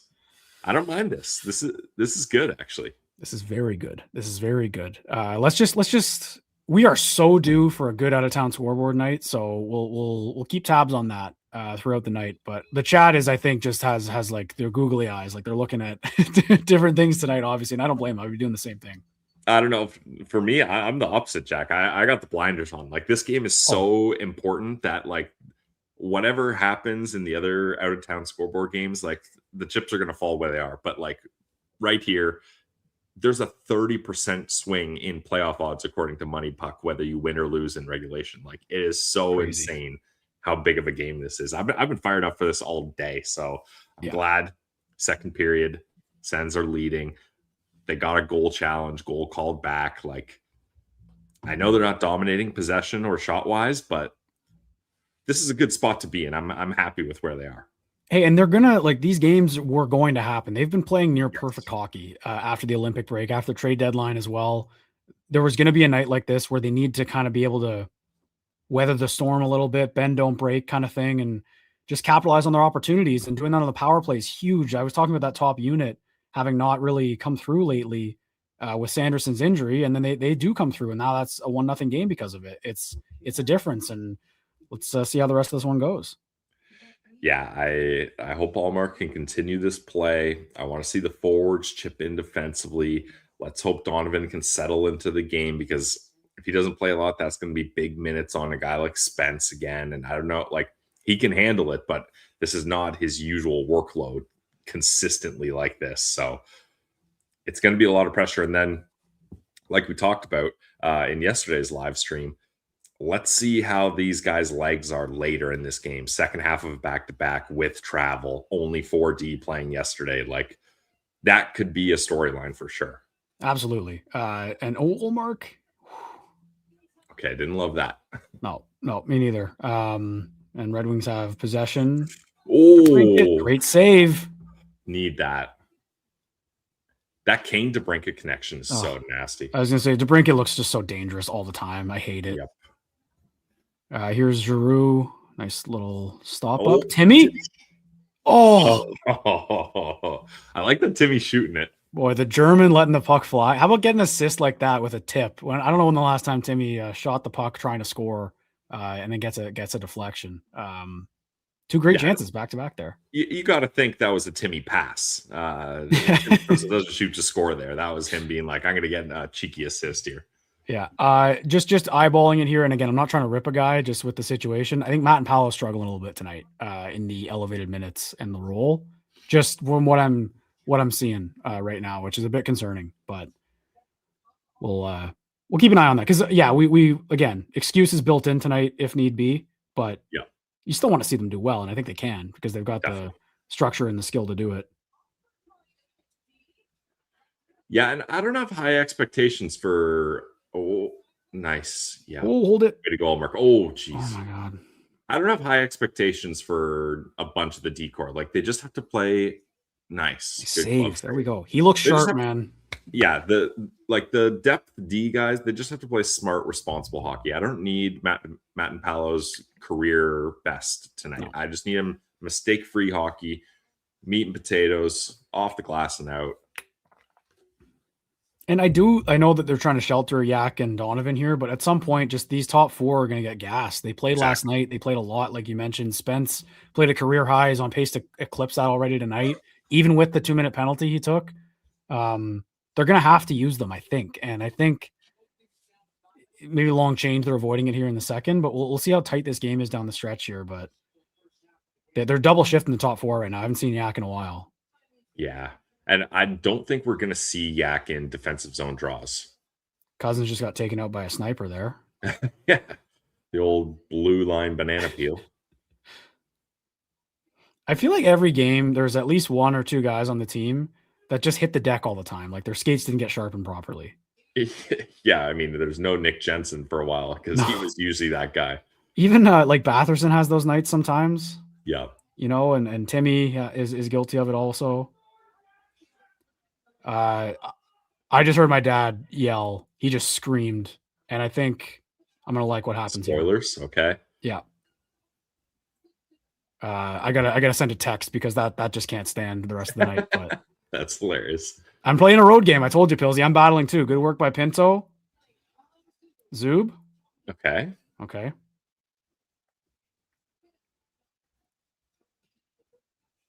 It's up high, Zub. This looks good. Oh, it's Yak. Oh. Yes! Yes! No way! Oh my God. Are you kidding me? Are you kidding me? Oh, this kid. Let's go, Pillsy. Oh man. Carter Yakamchuk, welcome to the league. What a guy. What a shot. And the thing so stoic. Like not even a smile out of the kid. First career Pillsy, goal. I made this. I don't know when I made this banner. What a shot, man. Let's go. Oh, and that fake shot too. That's sneaky. Oh my God. Are you kidding? Get him out there. Let's go. Let's go to the moon here, Pillsy. Let's go. 2-0 Sens. I love it. Are you kidding me? First career, like 2 points, 2-0. I'm stunned. Jack, you got to feel good about this. I mean, you've been banging the table for Yakamchuk to come up. You didn't falter. You didn't sway from your stance. You stood on that hill. You took everyone reminding you how bad his plus minus is, and this is his debut. I ended up like kind of standing on a ledge for their 7th overall pick. Like, Yeah. like this guy's a good player, and it became a meme almost where I'm like, this guy's got to come up. I don't know what. Oh, here we go, 2-on-1. Uh-oh. Hey, good work by Donovan. I like Good that. play. Force that There shot. we go. All right. Like I had people texting me yesterday, like DMing me, like media guys being like, are you gonna be able to handle this? Like jokingly, obviously. I'm like, yes, but like, why is this a meme? This guy's a good player. This is a good call up. And Yep.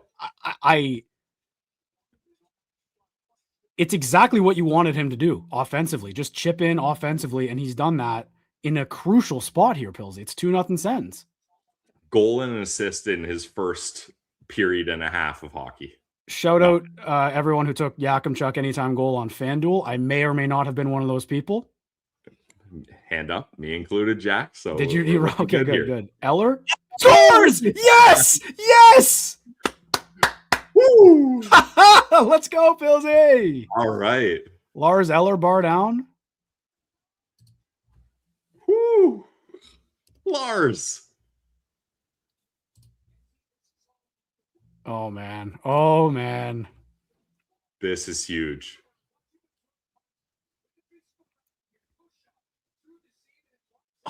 Lars Eller out there with Ridley and Brady. Did Brady tip it? Nice. Oh no, he was right there. Clean in. Yep. Maybe Greg. No contact with the goalie. Shout out JBD screening the goalie. Was just going to say, Sends abroad. Sens legend. Timeout from Detroit. Nope, never mind. Nothing. Let's go. Here we go. The Carter Yakamchuk effect, man. This is much better than I could have anticipated. I'm beaming right now. We got almost 300 people here watching us. Just have a great time. Great feed from Tkachuk and Lars Eller bar down, man. I'm happy for Eller. He deserves that. Like after that move he pulled against the Rangers and not getting it, like he was due a goal. So hey, he's been great since Fogel's come in. I don't think we talk enough about him on that fourth line. Heavy body, and I know obviously a lot of hockey left here, but nurse this one home, man. This is what they do. Yep. Now we can be excited about how this is going, but Jack, you and I, we've had some of these games not go our way, so let's not count our chickens before they hatch. Let's not count our points here, but this is a good start. I'm not trying to rain on the parade or anything, but we still got a lot of work to do here. A lot of work to do, a lot of time left. But you talk about, I was exactly telling the situation with the Red Wings here. Like that looks like they're stunned. Yeah. This is a massive game for Detroit, and what the Sens are doing here on the road is it's great. Awesome feed from Tkachuk. 2 points for the captain.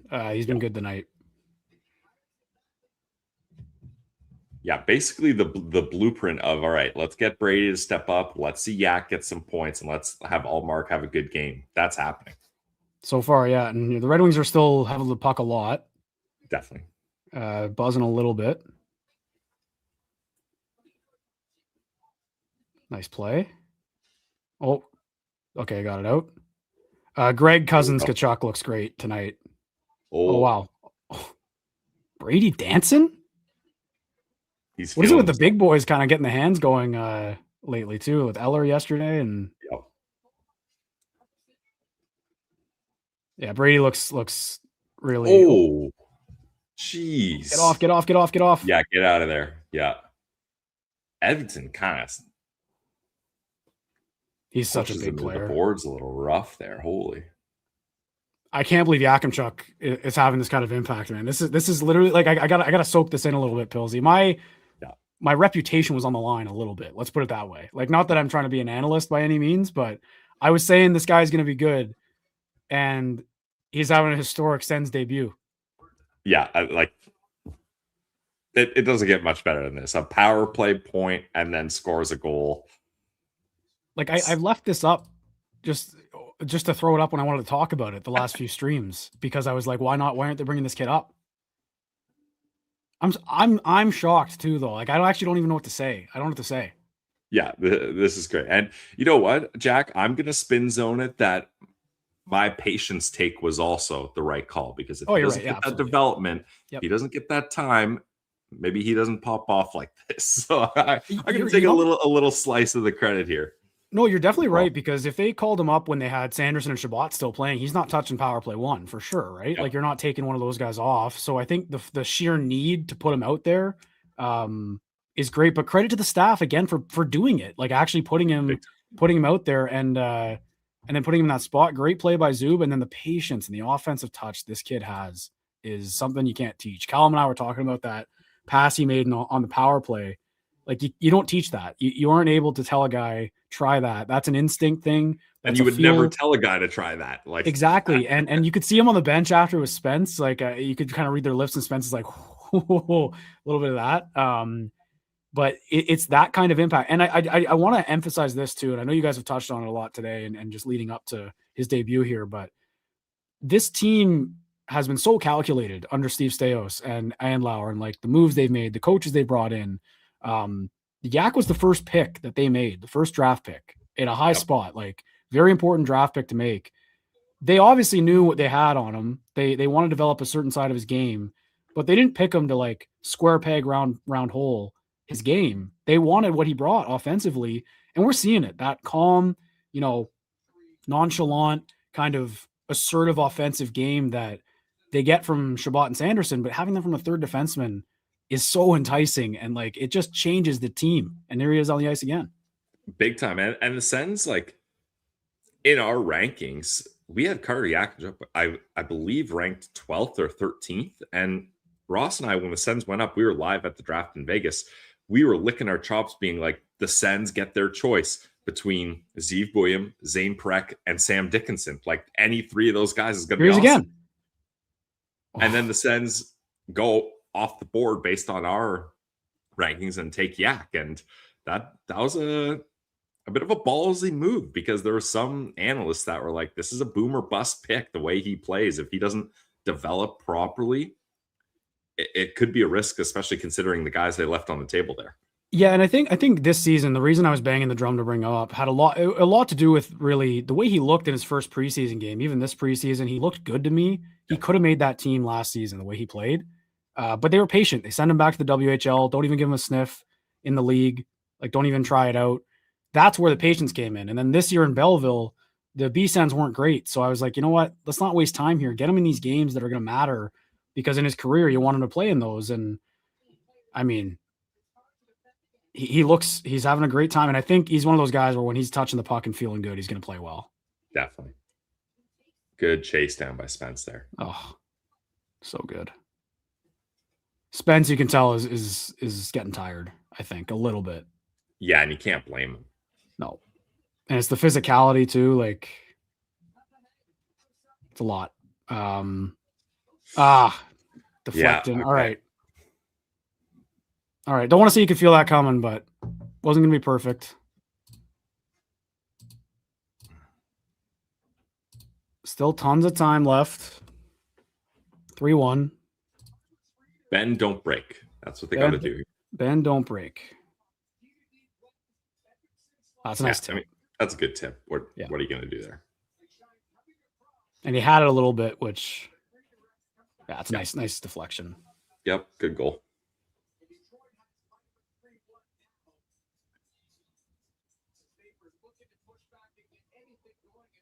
Gotta just settle down here, get to the third period.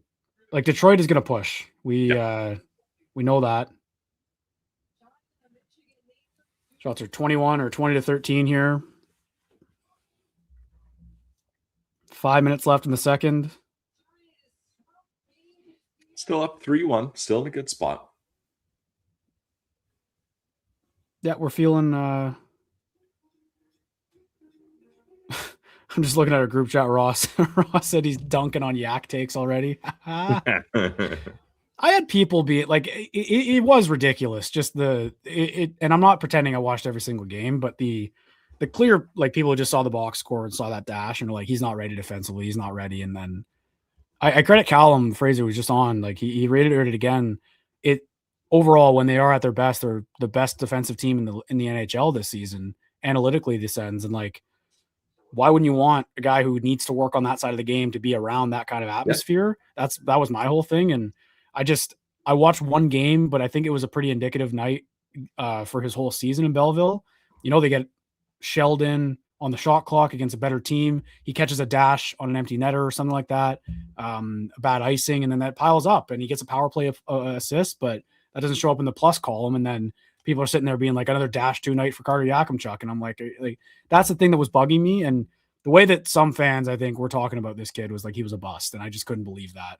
I understood the patience side, which is where you were coming from a lot, but It was the people being like, he's not good, that I just didn't agree with whatsoever. And they're eating their rewards tonight for sure.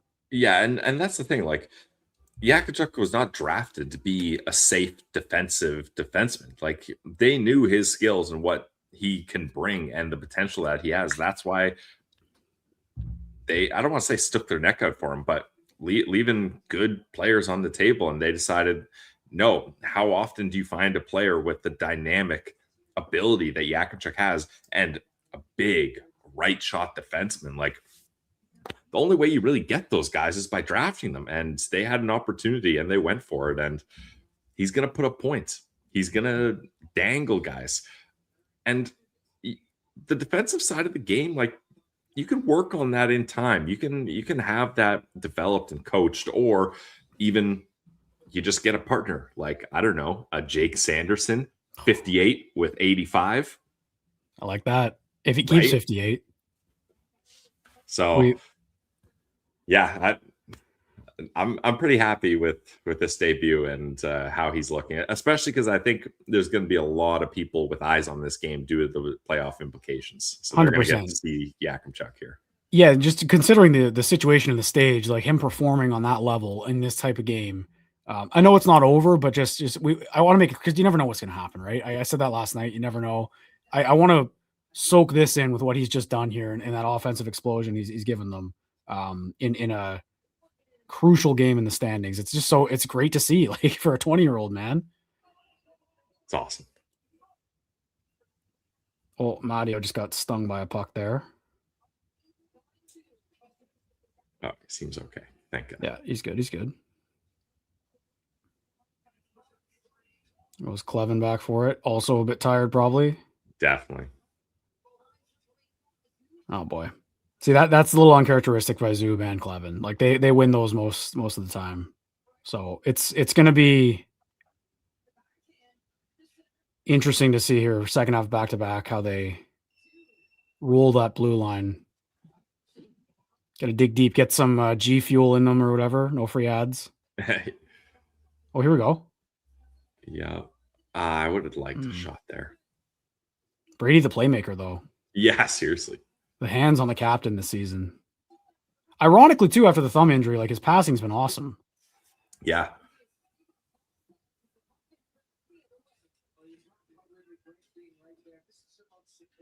Good stick. Here they go. A lot of odd man rushes for these three. Yeah, I really like this line a lot. Here we go, Greg. Get out front. Oh, did he not get all of that? I don't think that first one hit the net. Yeah, that was a weird one. Cousins? Yeah, Gibson with a no stick save. Good shift. Whew.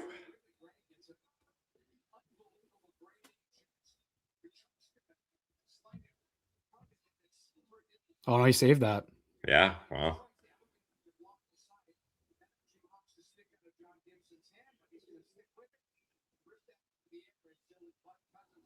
Oh, it's going to be such a nerve-wracking rest of the game.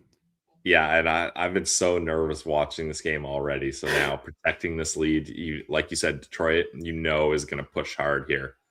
Timmy and Yak play a little give and go.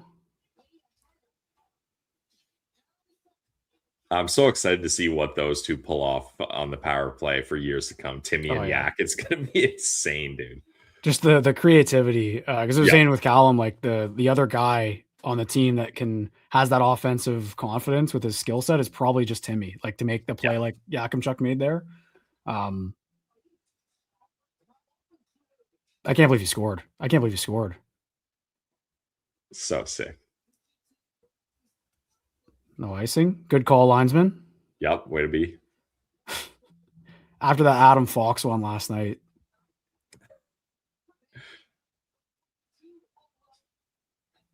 There's Matt and Paolo. Things have settled a bit since the goal, I think. Sens have been a bit better. They've been really good at that this season for the most part. Bad shift, get scored on, just next guy's up. Yep.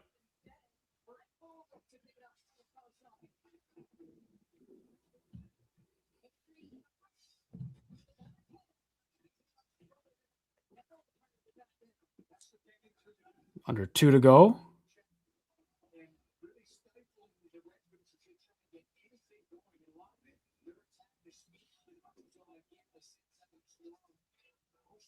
I think this fourth line should see a lot of time in the third. I think the forwards look pretty good tonight, to be honest, which I expected.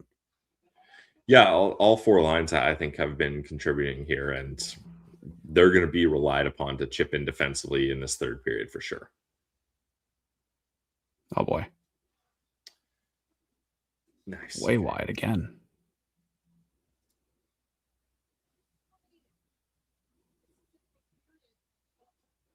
Top line out there for Detroit. That was close.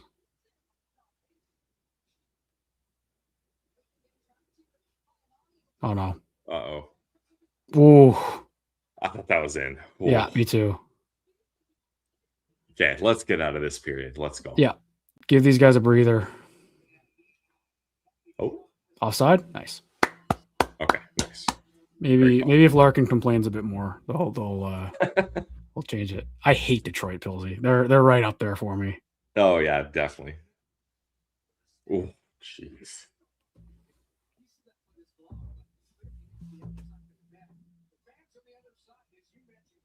$54 seconds left. 15-20 or 20-15 for the Red Wings on the shot clock.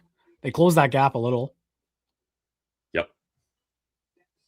But yeah, definitely a lot more action than Olmark's been used to, and he'll need a big third period for sure. Yeah, if he keeps playing this way, though, no reason why they can't win it.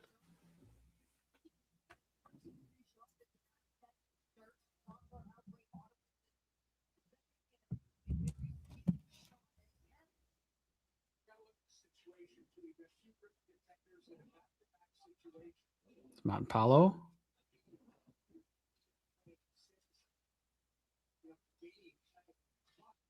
Yep, get that out of there. Nice. Greg's been great. So good.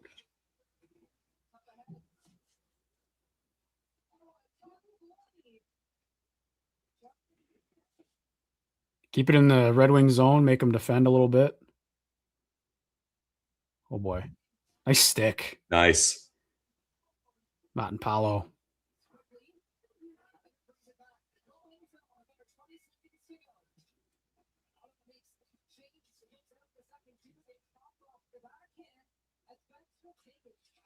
Three seconds. All right. All right. Nice.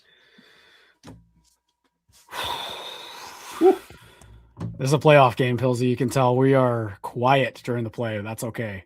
Yeah, we're focused. Everything is so tense here. I'm just glad we had another 18 minutes here to talk about Carter Yakamchuk. This is the best day of my life. Yeah, no, I'm happy for you, buddy. You deserve this. Your take is being vindicated quickly here. How insane is that it's a take, though, that I'm like, I want them to call up their 7th overall pick. And I know it happened in a way they weren't expecting, but I think that makes it better. Like you said, I think the fact that they had to do it, it's kind of a desperation play. They need the points, and he's showing up like this is just contributing to this series, or this season, I should say, of them finding answers when guys go down. And obviously you don't want to see Shabbat go down. I hope he's back. It doesn't sound like he will be based on what people are saying, but or anytime soon, I should say. But Sanderson's close. This isn't a long term. This doesn't have to sustain for weeks here. Like, it's a couple games maybe, and then you get your stud back, and all of a sudden here you've got a guy who looks like he's ready to play in the NHL. Like, he looks great. Yeah, he looks good for sure. And this is bright lights, big moments, and he's contributed. So I'm excited. And like, dude, what a time for Carter Yakamchuk to come in. Your first game, a big one like this on the road in Detroit. Then you go home, Pittsburgh, big game at home. Then you get to go to Florida. Because I think Carter Yakamchuk is going to play 8 games, and then they're going to have to make a hard decision. Like, I don't think it's going to be like, at the 8-game mark, you're done. If he keeps playing like this. But is it a hard is it a hard decision if he's playing like this and you need wins and he's objectively making your team better? Like, just who cares about that extra year? Like, they're not in a cap crunch. Like, they're not like they need to worry about his contract in 3 years yet anyway. Yeah. I think just until they have another better option. And look, like, I know I mentioned Matt and Paolo, he's still great. I like when he's playing and he's in that role that he's more suited to. But just that offense for Carter Yakamchuk in that limited minutes. I'm going to pull up his time on ice here, Pillsy, now with 2 points in his NHL debut. And there's a guy who's getting hot. He had, I think, 11 points. You guys talked about it today. 11 points in 9 games in the AHL, his last 9 games, I think. Yeah, he's been good lately, definitely. Yeah, and I believe a +3 as well for all the plus-minus watchers, the haters out there. He's a +1 tonight. +2. Was he? Oh, he was out there for the Eller goal? No way. Oh, nice. Okay. Hey, we'll take it. Huge. We'll take it. 8:37 through 2 periods for Yakamchuk. 2 shots on goal, a block, giveaway, a takeaway, +2, goal assist. Talking about a hell of a debut here. I'm trying to think of in my head here, like, other rookie debuts like this that have had this much of an impact on the score sheet. Like, I'm having a tough time. Like, I'm sure there's been some in their first game for the Sens over the years, but a top prospect like this, like, even in your like debut, I can't think of it.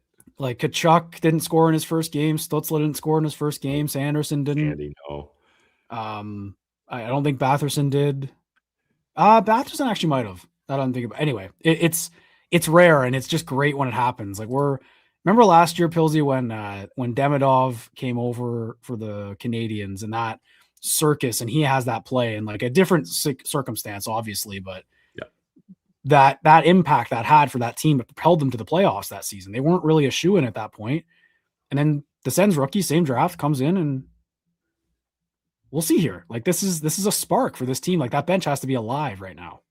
Big time, yeah. And I think that was a youthful injection that this team needed right now, because you're down so many defensemen, guys are tired, and then you get that excitement and anticipation of 2 young guys getting their NHL debut, doing the rookie lap, being in the big lights on the road. Like, I think that fires the guys up, and it's just like, all right, like, let's go here. Like, let's show these kids what Sens hockey is all about. And so far, they're sticking to the recipe, and Yak's been a big part of why they're up 3-1 here. Man, I'm beaming watching his mom react there.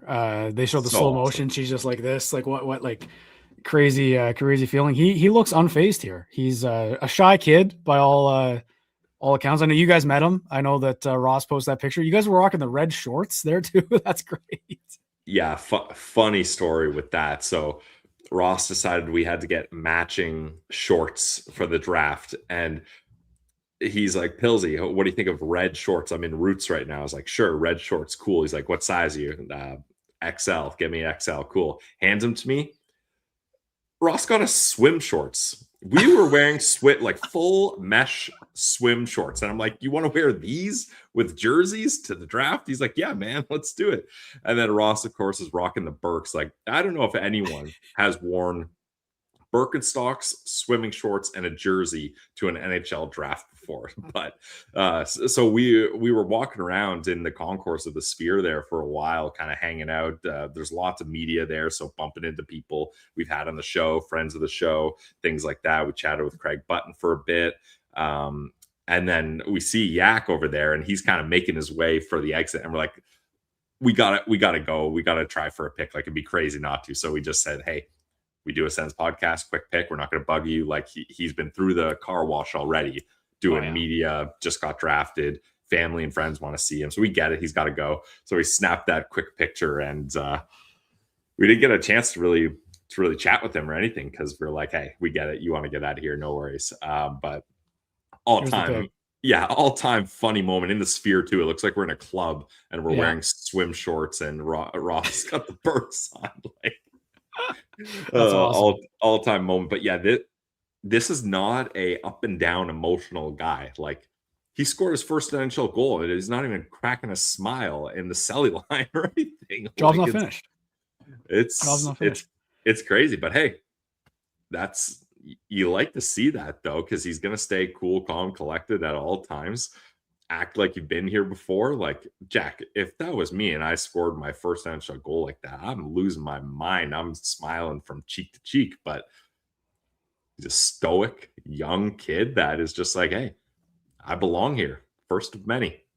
Good Western Canadian boy from Calgary, Alberta. And I think what's nice about him too is I'm sure there's been frustrating moments this season for him in Belleville. Like, you're not a hockey player and not looking at, he knows that -30 is not good either. Like, he's aware of it more than anyone else. I think what's great is seeing this last little bit where he hasn't been the first call up, right? They called up other guys. I'd like to think they were communicating with him about the plan, what it was. And this is a moment that he probably wasn't expecting this season. I'm guessing, just based on how things were going here, and seeing the way that he's able to kind of come in. Doesn't look like he has a bad attitude by any means, just looks like a calm, cool, collected kid. And he's making an impact. And I think it's just great to have this kind of youthful injection, like you said, because this team's been young for a while, but they're all getting older here. Then now we got to start seeing some draft picks come in and make an impact. They flashed the graphic. Sens debut, 2 points. It was Alexander Daigle in his first game. So that's high profile pick, I guess, at the First time, overall. Obviously. And Max Lajoie in 2018. Yes. Dude, he lit it up that season. Great. He was leading defenseman in the NHL for like the first week and a half. It was crazy how good he started off. So that's funny. Max Lajoie, nice. Did not have that on the bingo card of Sens players to be mentioned tonight.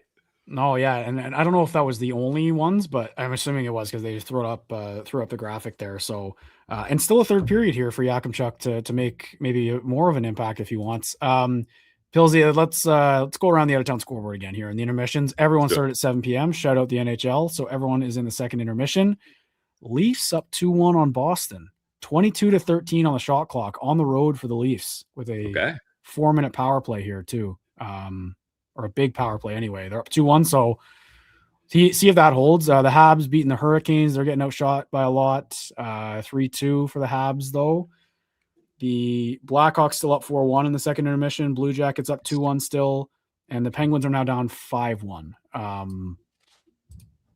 A near perfect slate so far here if you're a Sens fan, I think. Let's just hope this holds. Yeah. I mean, I think I'd be liking the Flyers to be up on the Blue Jackets, but I think if Pittsburgh and the Islanders lose, it's okay, because Pittsburgh is all of a sudden here, like they'll drop into the wild card with actually no, they'll still be in the Metro, but like they're at risk of missing if I think the Islanders, Blue Jackets, and Penguins are going to battle. I don't expect one of them to be in the. I don't know if all three of them will make it, because they have two other spots. The Atlantic guys don't. Yeah. They're definitely in a more favorable spot than the Sens are. Like, they can afford a loss right now, but that game Thursday can be big too. And like, we'll obviously postcast everything like that show tomorrow. Like the content doesn't stop here. So we'll have you covered with all the implications for everything. But Pills, you want to stick around again for the third? Do the same thing as last night for these games where I'm nervous, man. I'm nervous looking at that scoreboard because it's perfect right now. It's in a good spot. Yeah. I'll stick around here because this is going to be a good finish to this game. Yeah, we're and the chat has been on fire. We got over 300 people in here, probably the most we've had for a live stream yet. So enjoy. Obviously, thanks everyone for showing up here. This was the vision. This was the vision for the live watch party way back in January when we pitched this. We had this idea, and this is great. This is what we wanted. So hope everyone wants to stick around here. We'll do our best to walk you through this period in what could be a special night for the Ottawa Senators. If the scores around the league hold, including the one here, we're talking playoff spot when we wake up tomorrow morning, Pilsy, or when we go to bed tonight, or if you don't go to bed. I don't know what's going on, but Yeah, and this is the thing. Like, say they're doing the insider trading segment, recorded insider trading segment at the intermission. Whether the Storm till Sanderson's back, could be back for that game Saturday. Or they haven't said that, but the timeline would line up for your bachelor party there, Pillsy, in Tampa. Dude, if I got to see Jake Sanderson return and then a pair of Yak and Sandy in Tampa, oh my God. I'm praying for him. I have a question though, just for personally for yourself. Are you prepared to do another Sens game afternoon matinee after what we went through? I'm still recovering, I feel like.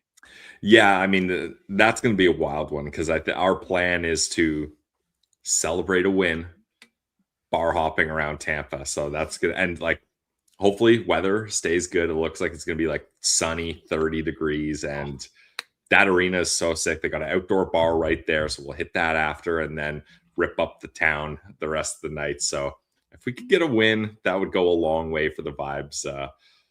That's for sure. But Tampa's a tough team and they play good at home. That crowd gets into it. Those aren't your fair weather Florida fans anymore. Now that those teams have been doing good, they got a legit fan base there that gets into games. So it's going to be interesting for sure. But I think there might be a decent amount of Sens fans there. So I'm hoping we get a good crew of guys and we can get a Go Sens Go chant going for multiple goals. That'd be ideal. Yeah. And we'll cross that bridge. That's Saturday. That is 2 games from now. They play the Penguins on Thursday. Like we said, that's a big one implications wise. And we're hoping Jake Sanderson is back at some point here, even if it's not for that Saturday one, at least hopefully soon. It sounds like he's getting closer. I think he was scheduled to skate on the weekend.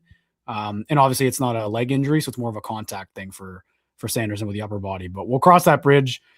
This blue line's got to dig deep again, man. They did it last night, kind of on the fly. They know what they're in for tonight. The ice time discrepancy is kind of what I expected, despite Yak's production. He had 8:37. I'll just go through the other ice times here so we can keep an eye on it throughout the third period as well. Who's out there the most? I think Jordan Spence is on pace for a big night. Actually, he played a little bit less than that period. So he's leading the way, 17:20 of ice time. Sorry, he's not leading the way. Tyler Clevin, 17:53. He has one more shift. Spence, 17:20. Zub only at 14:36, which is interesting. And then Matt and Paolo, 13:56. Yak at 8:37, and Donovan at 4:42.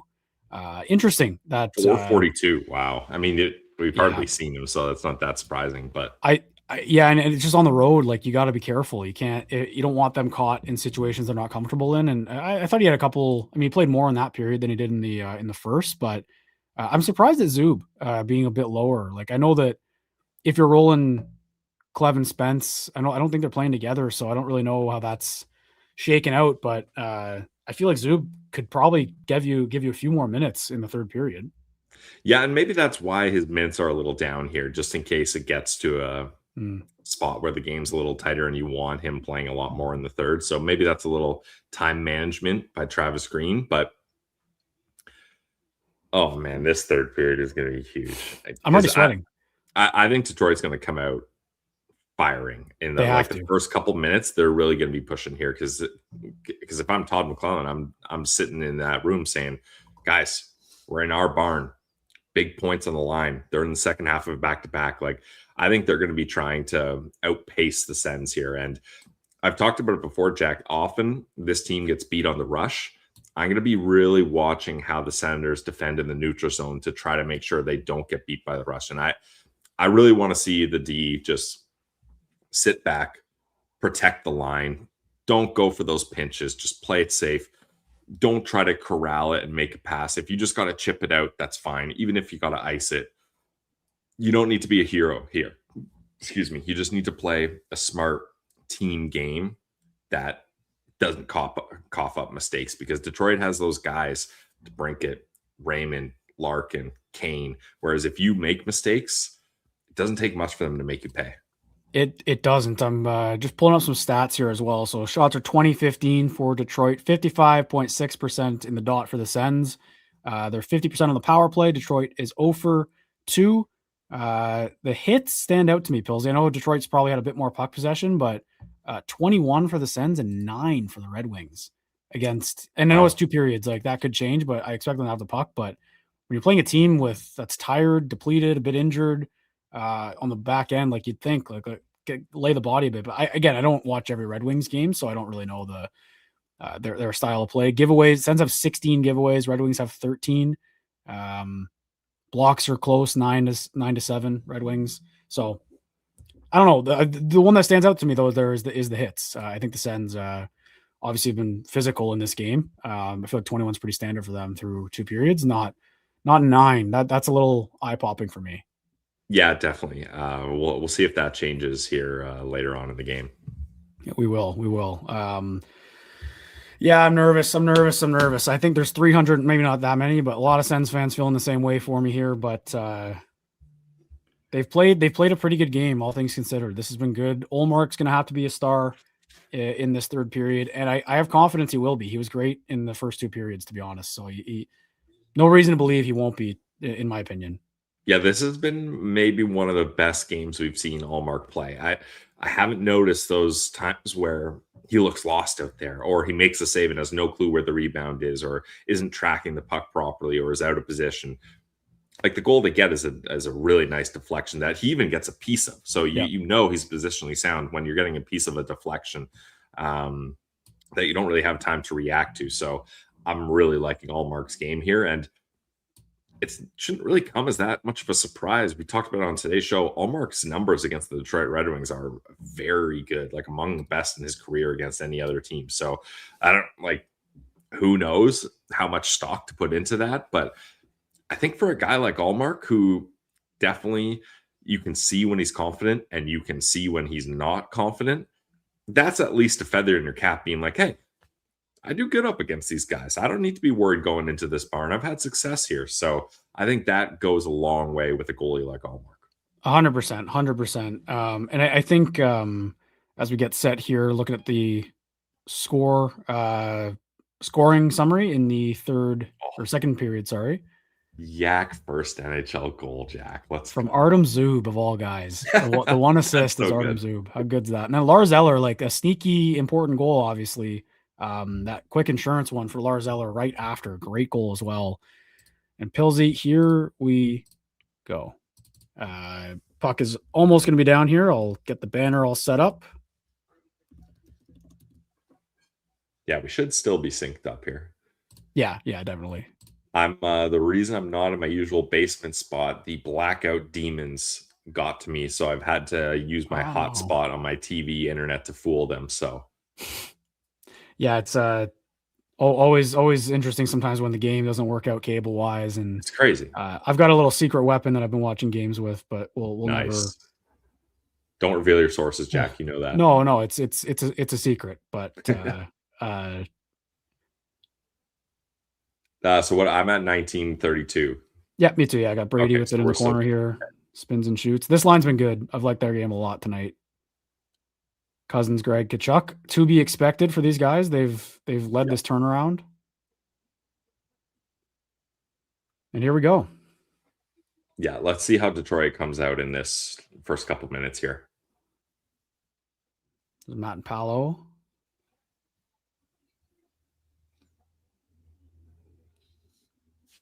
Yeah. I think, again, like we're nervous, and the Sens probably have their regular game nerves or whatever, but just a massive period for the Red Wings. And I can't emphasize that enough. Just the way they've been going lately, what their November during their streak of not making the playoffs has been March every season. It's been this month that they've just lost a grip. And this season, more than any other, they were comfortably in a spot before the break and at a risk here of just not gaining any ground again. So I think the pressure's on them, and they know it at home here.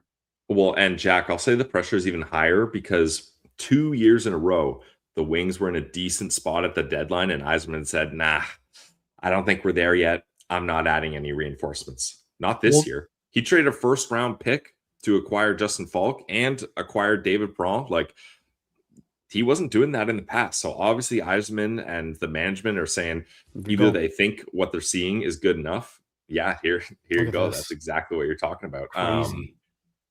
4-4-2 in March and April, or in March right now for the Wings. So Yzerman and the staff is saying, look, either we think we've got enough to make a push here and it's worth it, or we're desperate and we've done two years of this now. We have to try something different. So if they don't make it now, that's going to be interesting. They traded an unprotected first as well this year for Justin Falk, which should be highlighted. Oh, Timmy, get up. He's all right. Okay, he's good. He's always okay. Yeah, tough guy. Absolute horse, that guy. Cleven shot speed from center again. I love when they put up the clock for that. Oh, man. He tried to beat Igor last night from center. Yeah, that was a funny one. I'm surprised how, I don't want to say slow, but Detroit's not pushing things here. Like, we just spent 10 seconds hanging out behind your own net. Well, this is Sens hockey. Just forcing passes in the neutral zone. Like did they? Oh, to ice it? Like this is. Did they ice it? Oh no. Oh no, it's a penalty. Dang. Yeah, he took him down. All right. Well, that's what they couldn't do. Yeah. Okay. I don't think Green likes the call. I mean, that's a penalty. Well, yeah. No, I'm not. I think maybe that's what Green is upset about, that there's no call there. It could be. Because Matt's ballot chopped him down there. Yeah. Big block by Giroux. All right, let's see it all, Mark. Huge block. Yeah, huge spot for the PK here. Red Wings power plays look good. Nice. PK. Oh, there we go. PK is 10 for 10 last 3 games, though, so they've been good. They've been very good. And something I don't think we're talking about enough, to be honest. They've been dominant.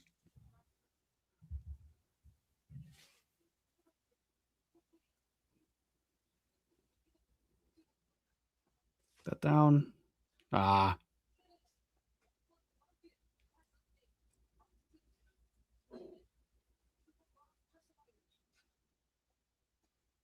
They snap it around so well. Nice. Yeah, nice. Best stick in the league there. Yeah. Mike Clemadio, what a guy. He's so good. All right, halfway through this kill. Big unit staying out for Detroit. Yep. Okay, keep an eye on DeBrincat here. Yeah. Because he's going to try to sneak into soft ice. That's how he scored that goal. Nice save.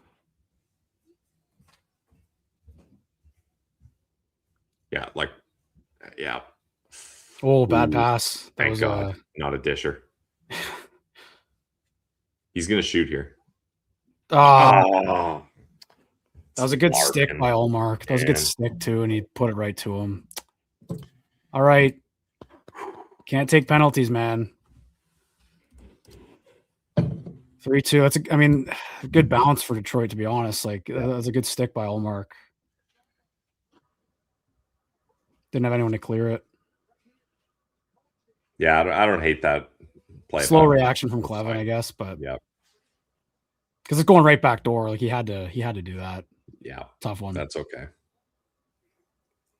All right, 1 goal game. All right. Oh, that sucks.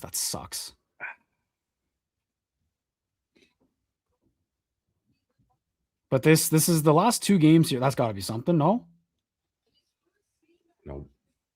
Only on the Sens. Yeah, see, now they got some juice. They're going to be playing a little hyped up here. Yeah, this is a big shift. Good stick by Yakamchuk. There we go. Yep. Look at that. Nice play, Brady. Yep.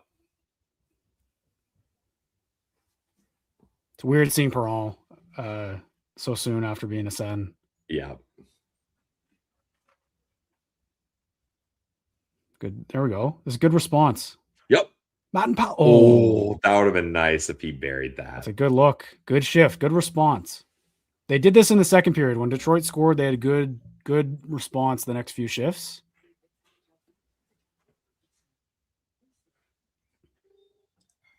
But yeah, this is going to be... I could see Green looking at the monitor there. They wanted a call on that play on Greg. which is fair. Alfie and Green talking about something. I say it every time they show him. Alpha being on the bench is just always so cool to see. So sick, yeah. Yakamchuk? Oh my God. Oh. Oh my God. Wow. And I love seeing Alfie on the bench because that's the kind of guy I don't think he talks a lot. So when you see him talking, you better listen because he probably has something very crucial to say. Absolutely.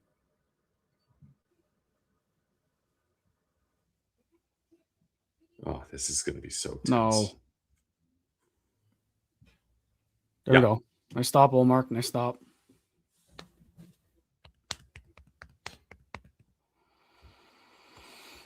So this is a situation where, like, I don't think the Sens can just park the bus here. You can't play let's play not to lose. But at the same time, I think it's going to be chip and chase hockey and try to capitalize on quick chances. Like, I don't think the Red Wings are going to allow them to possess the puck much here. No, and they're going to be hungry. Yeah, I think they just got to play their game here. They got to play their style, and that's forechecking, being hard on the puck and just doing what they can with the energy they have. They lost the draw there. Oh boy. Oh God. Yeah, nice. Just get that out of there. And I do think, like, whatever they do, I don't think they're going to try and sit back. I don't get that vibe so far. I think it'll be a fatigue thing because they played so much. Definitely. This is good. I don't think we're going to see Jordan Donovan the rest of the game, honestly. I don't think so either, no. And Yak just in offensive zone draws. Oh. What happened there? Okay. I'm not calling that trip. Cool. Yeah, nice outlet pass. Here we go. Yak was out there for a decent amount of time there. Oh. I like the idea. Try to shoot it through the guy. Yeah. Man. Nice stick. And I think we're going to see Matthew Powell play guilty here. So I think he's going to be really working towards having a good game. Yeah, that was a tough one to take. Oh, boy. Get back, This get back. is bad. This is bad. Nice. Great play. Yep. Tyler Clevin.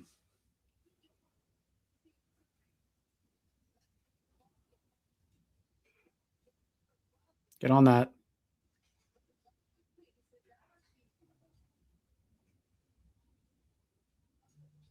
Good battle. There we go. Nice. Yep. Nothing wrong with that. Yes. Good stop. It's fine.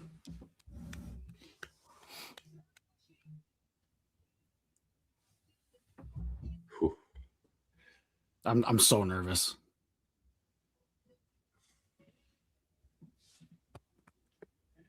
This is what we live for, though. These are the games you want to be in where you're nervous because it means a lot. So 100%. 100%. Like I'd take this over anything else. Like I'd even spin zone this to say I'd rather than be in this spot with this tight of a conference than be kind of like chilling a couple points ahead of everyone. Like the urgency's there. Yeah, me too. Because those teams that are chilling, they lose that hunger in the playoffs. And I mean, most of the time they're chilling because they're that good of a team and they can rely on the skill and the depth they have or goaltending. A lot of the time it is. But I like being a hungry team. I like being pesky. I like finding ways to win close games, battling adversity, 5 defensemen injured. You got 2 guys making their debuts. Like, this is fun hockey to be a fan of. Is it stressful? And are we burning calories with high heart rates? Absolutely. But let me check mine, actually.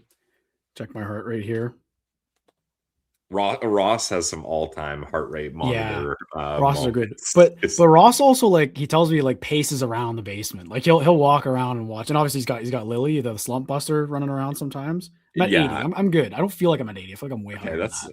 Yeah, no, that's a good place to be because it's not scary, but that's higher than your resting heart rate should be. So should not be sitting. That's a good spot to be. Yeah.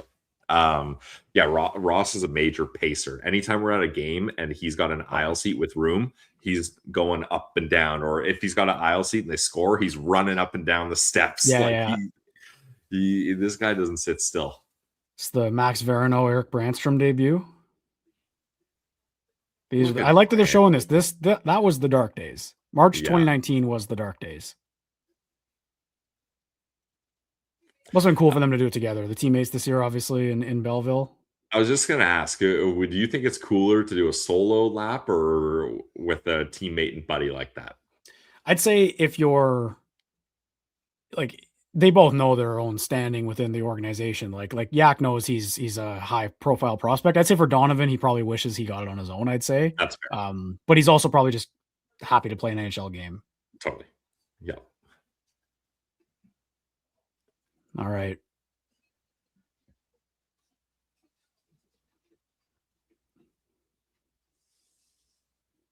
Winging it around here. Nice. It's good. That works.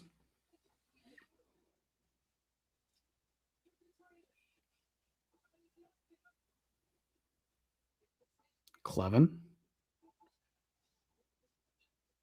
Oh. A high stick there. Clevin took one. Yeah. Amadio? Oh, off the crossbar. Keep that in. There we go. Oh. Okay, you got to win that battle.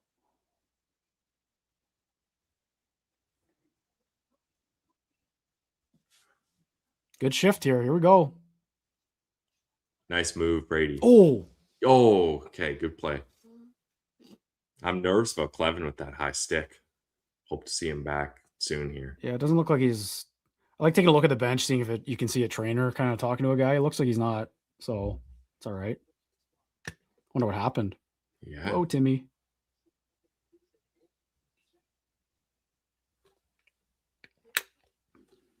Yeah, that was a nice pass by Gibson behind the net. Yeah.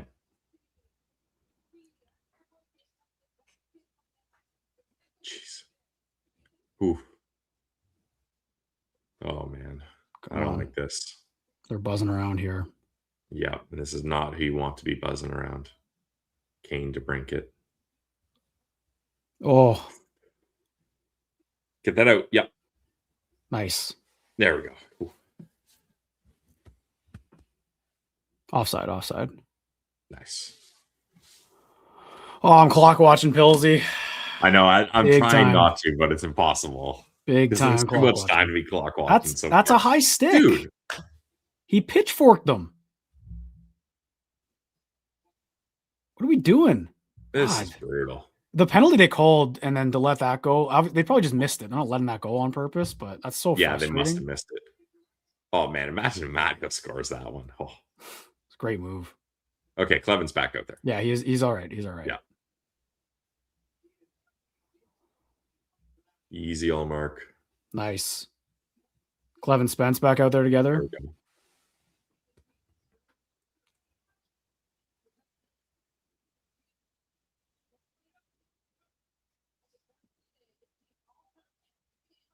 Help him out. Good battle. Yep. Just get it out. Nice. Good work by Eller there. Yep. Here we go. On net. Oh, off speed. Ooh. I want to give this fourth line more minutes, I think. Yeah, agreed. This is their style of game because they can play a hard defensive battling game, but also chip in offensively. Good try by Cousins. Here we go. This line everywhere. Nice. Yep. Yeah. Shoot that. Oh. Oh. The hands on Greg, man. Good stick, Brady. Brady's having a great game, man. Oh. Oh boy.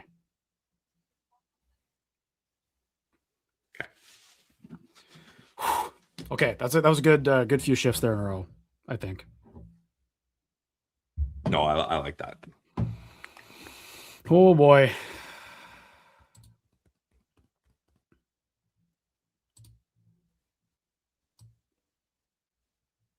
My heart here from Parch TV. The chat again, like we're in these tight games. I don't look at the chat enough, and I feel like I want to get better at that because it's been alive tonight, and I appreciate everyone dropping these comments by, and it's great seeing similar.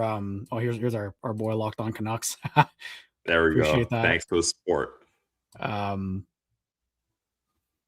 love when the chat's going because you see the same names every night. Like it's just great. Same with the postcast. Like it's It's awesome to see, man. Awesome to see. 320. We got 320 people in here. Oh boy.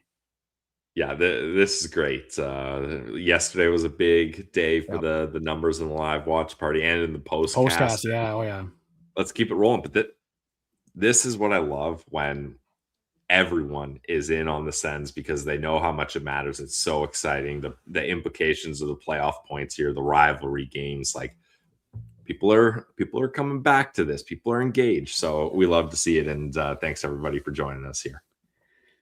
It's been a great ride. It'll continue. We're gonna keep doing these, even if they it doesn't go their way here tonight. Like these games are still gonna matter. They put themselves in a spot where a loss isn't gonna kill them yet, which is nice. Like they're right there. They're right there.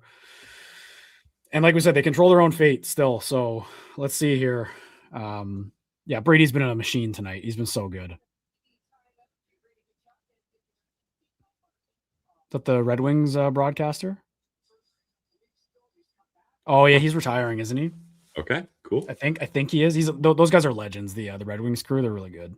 Yeah, good guy, Brady. Maybe give him a congrats. We know Brady's a good guy. Yeah. It's Mickey something. I'm blanking on the name. Yeah, I'm not sure. I was gonna go Mickey Mantle. That's a baseball player, Jack. Yeah, I can. Mickey Redmond. Mickey Redmond, I think. Mickey Mantle. Okay, nice. Have we even seen Yak in the last 10 minutes? Not that much. They're really just rolling these four. And yeah. I get it. I do get it. Like I know they're gassed and everything, but just the situation, I don't hate that. Yeah. Because also it's a lot to ask for Yak and Donovan to be put in these situations. Even like in general, I think Yak this isn't his scenario really, right? No. Like, and I don't think he's playing poorly though, even. Like he had a good shift when he was out there, and he'll probably have to play a couple more here, but just empty the tank here if you're these other four. Oh. Let's get clear. All right.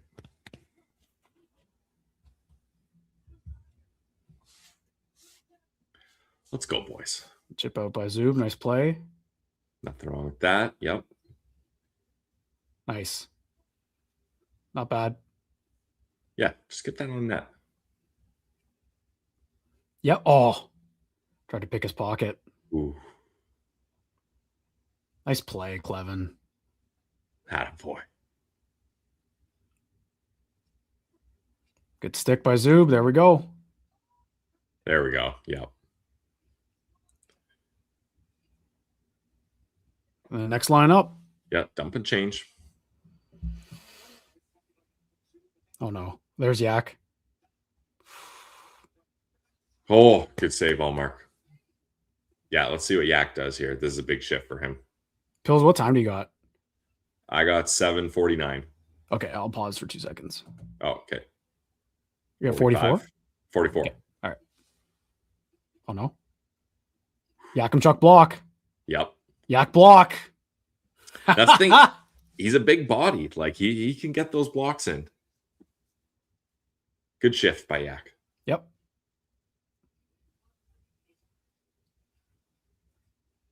That was the top line, too, for Detroit. Mm-hmm. They're still out there right now. Nice stop. There we go. All right.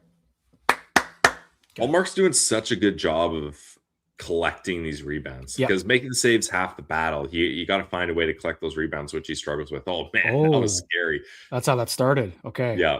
Weird bounce, and then Yak kind of threw it. When Olmark's at his best, that's what he's good at, is just slowing the play down, getting a change, letting things kind of settle in for the team. Dig deep here, boys. Come on. Keep grinding. Yep.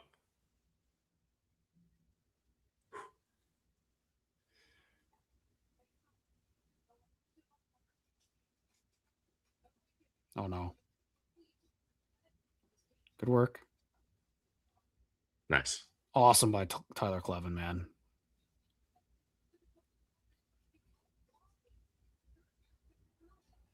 Nice play. Yep. This is good, man. Yep. Great shot. Sweet. We like that.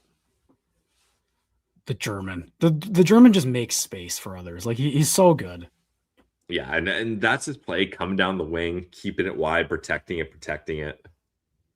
2 guys on him. And he looks good with that A on his jersey. I know it's not in a good situation, but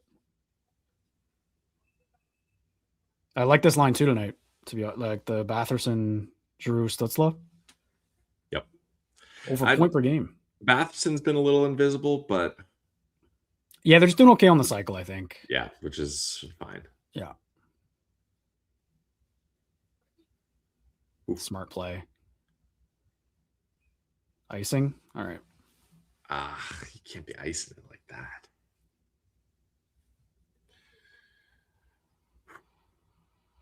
$6:38 to go. Yep. And yeah, the Sens schedule keeps getting tougher because they got some big games starting Saturday. But look at the top 3 ahead of them. Those are all teams they're chasing. And you know why? It's because they're all playing each other. Like they're all like playing the good teams in the East, but the Sens actually don't play them. Oh boy. Okay. Lost draw. Good. Good stuff by Brady.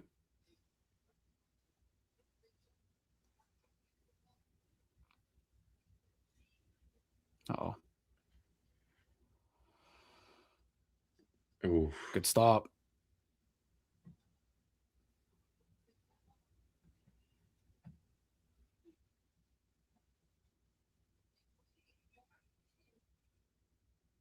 Oh. Jeez. Wonder what happened.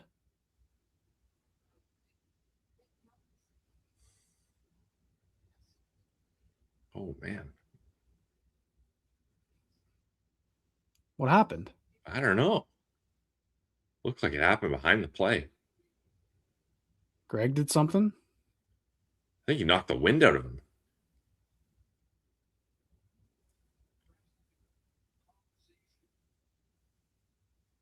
Uh-oh. They're probably going to call this a major and then review it. I saw them collide. I didn't see after that though. It's obviously not doing well. Finney.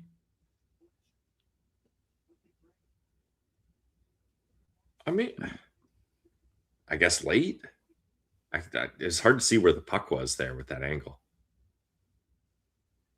Okay. 2 minutes for interference. Right. He did run into him.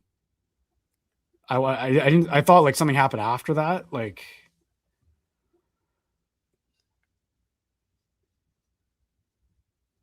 yeah. Okay. Yeah. That's yeah. He stepped into him. That's not a good penalty. No. It's a bad one to take. Oh, this is not what we need right now. He must have just like thought he had the puck or something too. Yeah, not ideal. Not ideal. Like so unideal. Yeah, there's just no need for that. Yeah.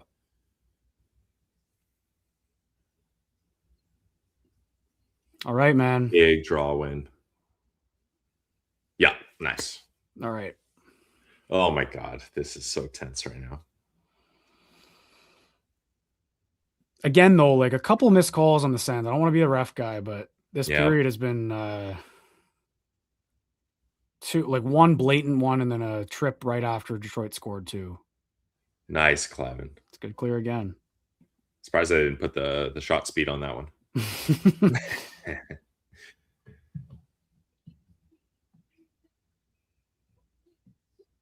Offside again. All right, nice. Okay. They did count that as a shot, though, because it was going in the net, if not. Funny enough. This is a huge moment here, Pills, because run this out, you're looking at sub 4 minutes on the clock here. But then you're basically going right back to the kill. Detroit's going to pull their goalie. Yeah. So, but I mean, their top guys are going to be out there a while. There's Clevin again. That's 3 straight clears for Clevin. Good minute on that PK for Clevin.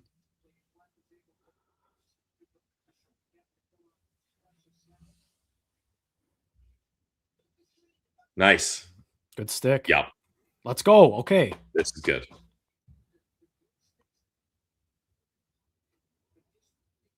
Let's do it again.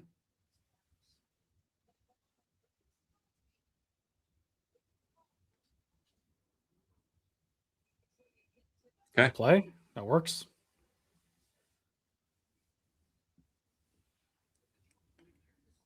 Timmy looks a little shaken up. Yeah. The abuse he takes. Yeah, I think that one ripped off him and out, so that probably stings a little. Zub right back out there. We just saw him get off. I mean, they've basically been double shifting these 4 defensemen all night.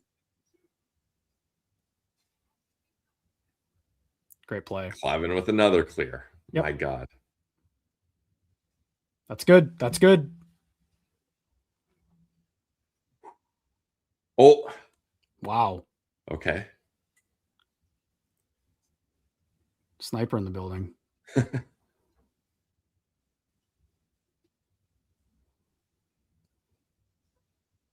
Oh, off the post. Oh my God. Oh, jeez. Wow. That happened so quick. Wow. Okay. That was there. All right, they killed it off. 4 minutes Great left. kill, but that was a really good chance. Huge kill. Clevin with 4 clears on 1 penalty kill. Yeah. All right, man. 4 minutes to go. Here we go. Greg back out. Nice stick by Amadio. Get that out. Yep. Great just play get by it. Spence. It's going to be interesting to see when the Wings pull their goalie here. Yeah. Yeah. Definitely.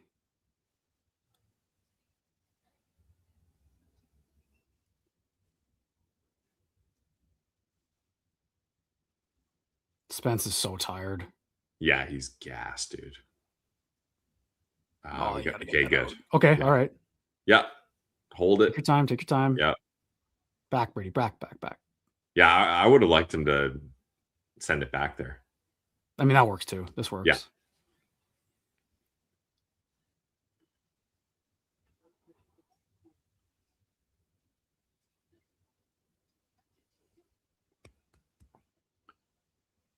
No. Jeez. Oh my God. Did he try and bank that off his head? Yeah. Wow. Nice. Hold it. Hold it. Great Yep. save. Great save. Woo. This is nuts. That this is. Oh, that was so close. Jack. That was a crazy deflection. Oh. Crazy tip. And Omar got a piece there on the second bounce. Yep. Oh my God. Everyone breathe. Everyone breathe at home. We got 3:54 tuning in here, Pills. Everyone take a deep breath. How are we feeling, everybody? This is big moments. Yeah. I can't do this. Next comment is, "We got this, boys. I feel it." So Yeah, no, this is can't I do this. like the We got this. yeah, I feel good, like overall, but I'm just like it's just nerve-wracking. Every play, every bounce is so crucial. Yeah. I don't know if I can handle it if this goes to OT. Let's just solve this in regulation. Let's get through these 3 minutes here. This is a Yeah. big 3 minutes. This TV timeout's good for the rest too. Like the defense need this rest. And so help me, if Travis Green doesn't use his timeout, my God. Like if yeah. ever there was a time to use it to give your guys some rest, to go over gameplay. Yeah. I think only on an icing I would do it here, because you also got to factor in like their top guys. Like I don't want to give their top guys any breather because they've been out there double shifting basically too. Yeah, but they're like, no one on that Red Wings team is as close to tired as Spence and Clevin. No, I know. Spence Like- specifically, like he's playing well tonight, but he looks tired, and Yeah. and if he didn't, it'd be a problem with how much he's played. Oh boy, This is awesome though. I love this is what we wanted. This is what we wanted.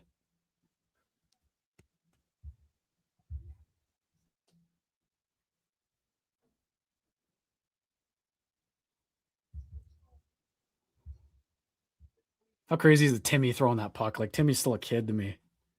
Yeah.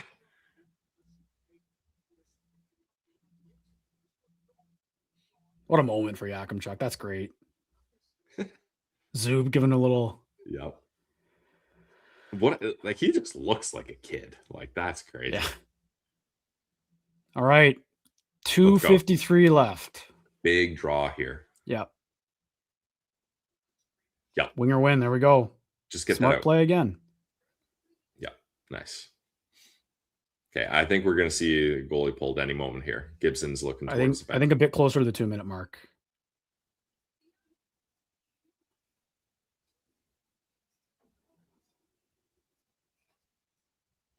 Oh no. Okay.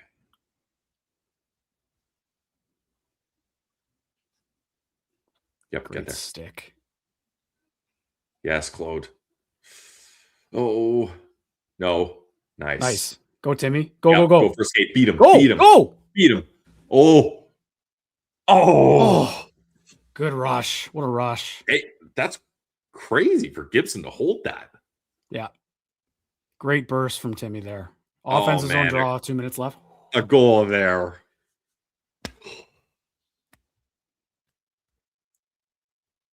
Yeah, he got a breakaway out of that. That's crazy.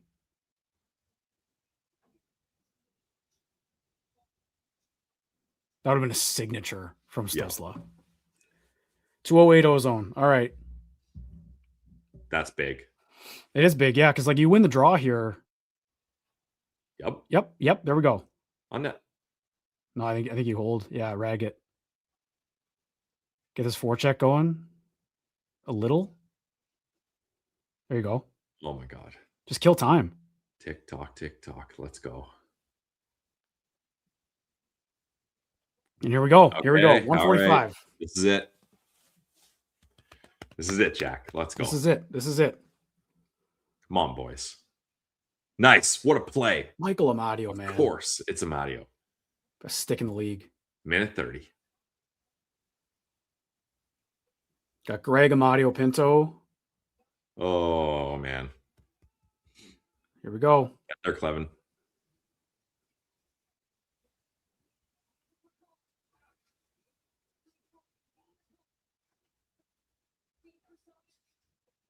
Oof.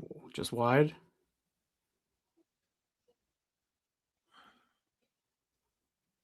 No. Nice save. Oh, what a save. What a save. Get that out of there. Yes. Come on. Oh, my God. Come on. Yup. Yep. Shoot it. Shoot it. Come on. Oh. Stay on him. Stay on him. 45. Let's go.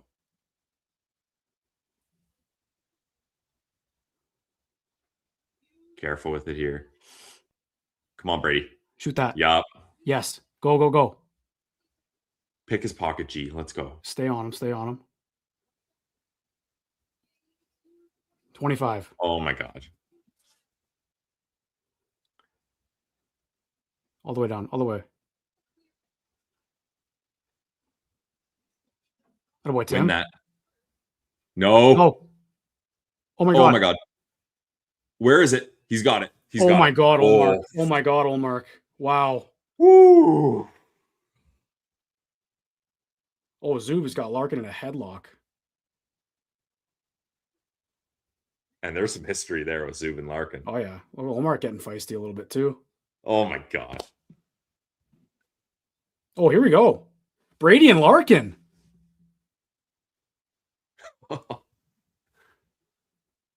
Yes. Easy, Zub. Yes. Easy.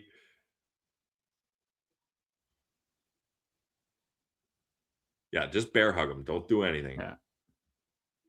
Even it out here. No, this is good, Pillsy. Face-off's coming outside. Okay. Face-off. The ring is throwing punches here. Like, what? Let him go. This is frustration for All right, them. you might as well go at this point. Yeah. Just feed take him. care of him. Yeah. Feed him. Let's go. Oh, Kill him. What a choice by DeBrincat here. That's a frustration fight for sure. That face-off's coming outside, no? Face-off outside?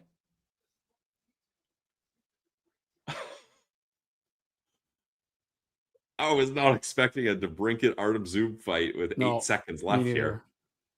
DeBrincat fought once here, didn't he? A couple times? Yeah, what a stop. So. Dude, Linus Olmark there, Pillsy. That was massive. This one. Yeah. And that.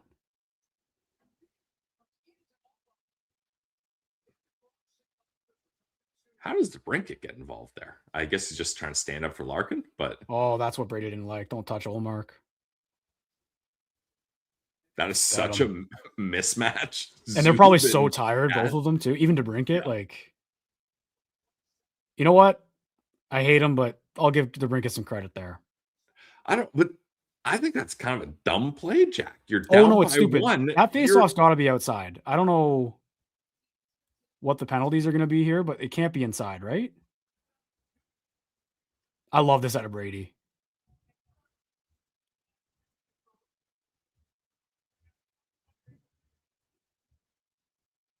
Five on five. Yeah. But isn't the faceoff out? Because 8 seconds left. If it's outside, we're in a good spot. Yeah, that's what you want. That's probably what Brady's talking about here. Yeah. Yeah. Is Green saying outside? Yeah. Oh, no. Is it inside? I got to guess by Green's reaction that's coming inside. Is Brady out? I think they're taking them both Larkin? out. Yeah.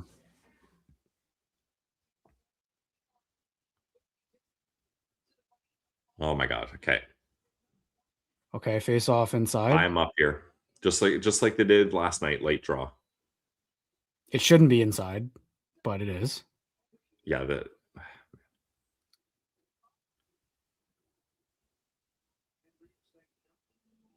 Big draw for Claude Giroux. Yep. Oh my God. Come on. Come on. 2 seconds. Eat it. Yes. Let's go, Pillsy. Come on, man. Huge win. Regulation. Let's go. Oh. Woo. That was a sweat. Dude, this team, what an absolute grind of a 48 hours. I just want to check one thing. That is a knife to the dagger of the Detroit Red Wings playoff hopes, and in their own barn.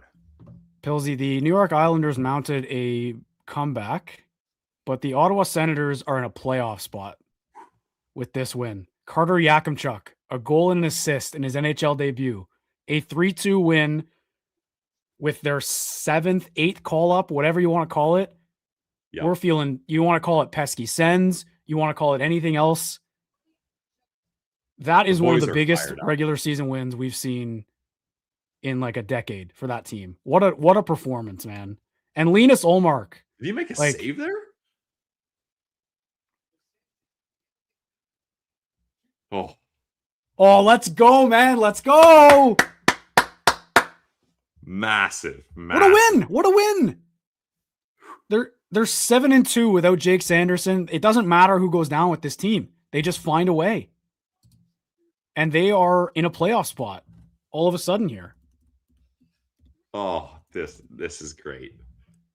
Carter Yakamchuk, #1 star in his NHL debut. Goal and an assist. We have over 400 people here watching this. Folks, appreciate everyone watching us sweat that one out at the end.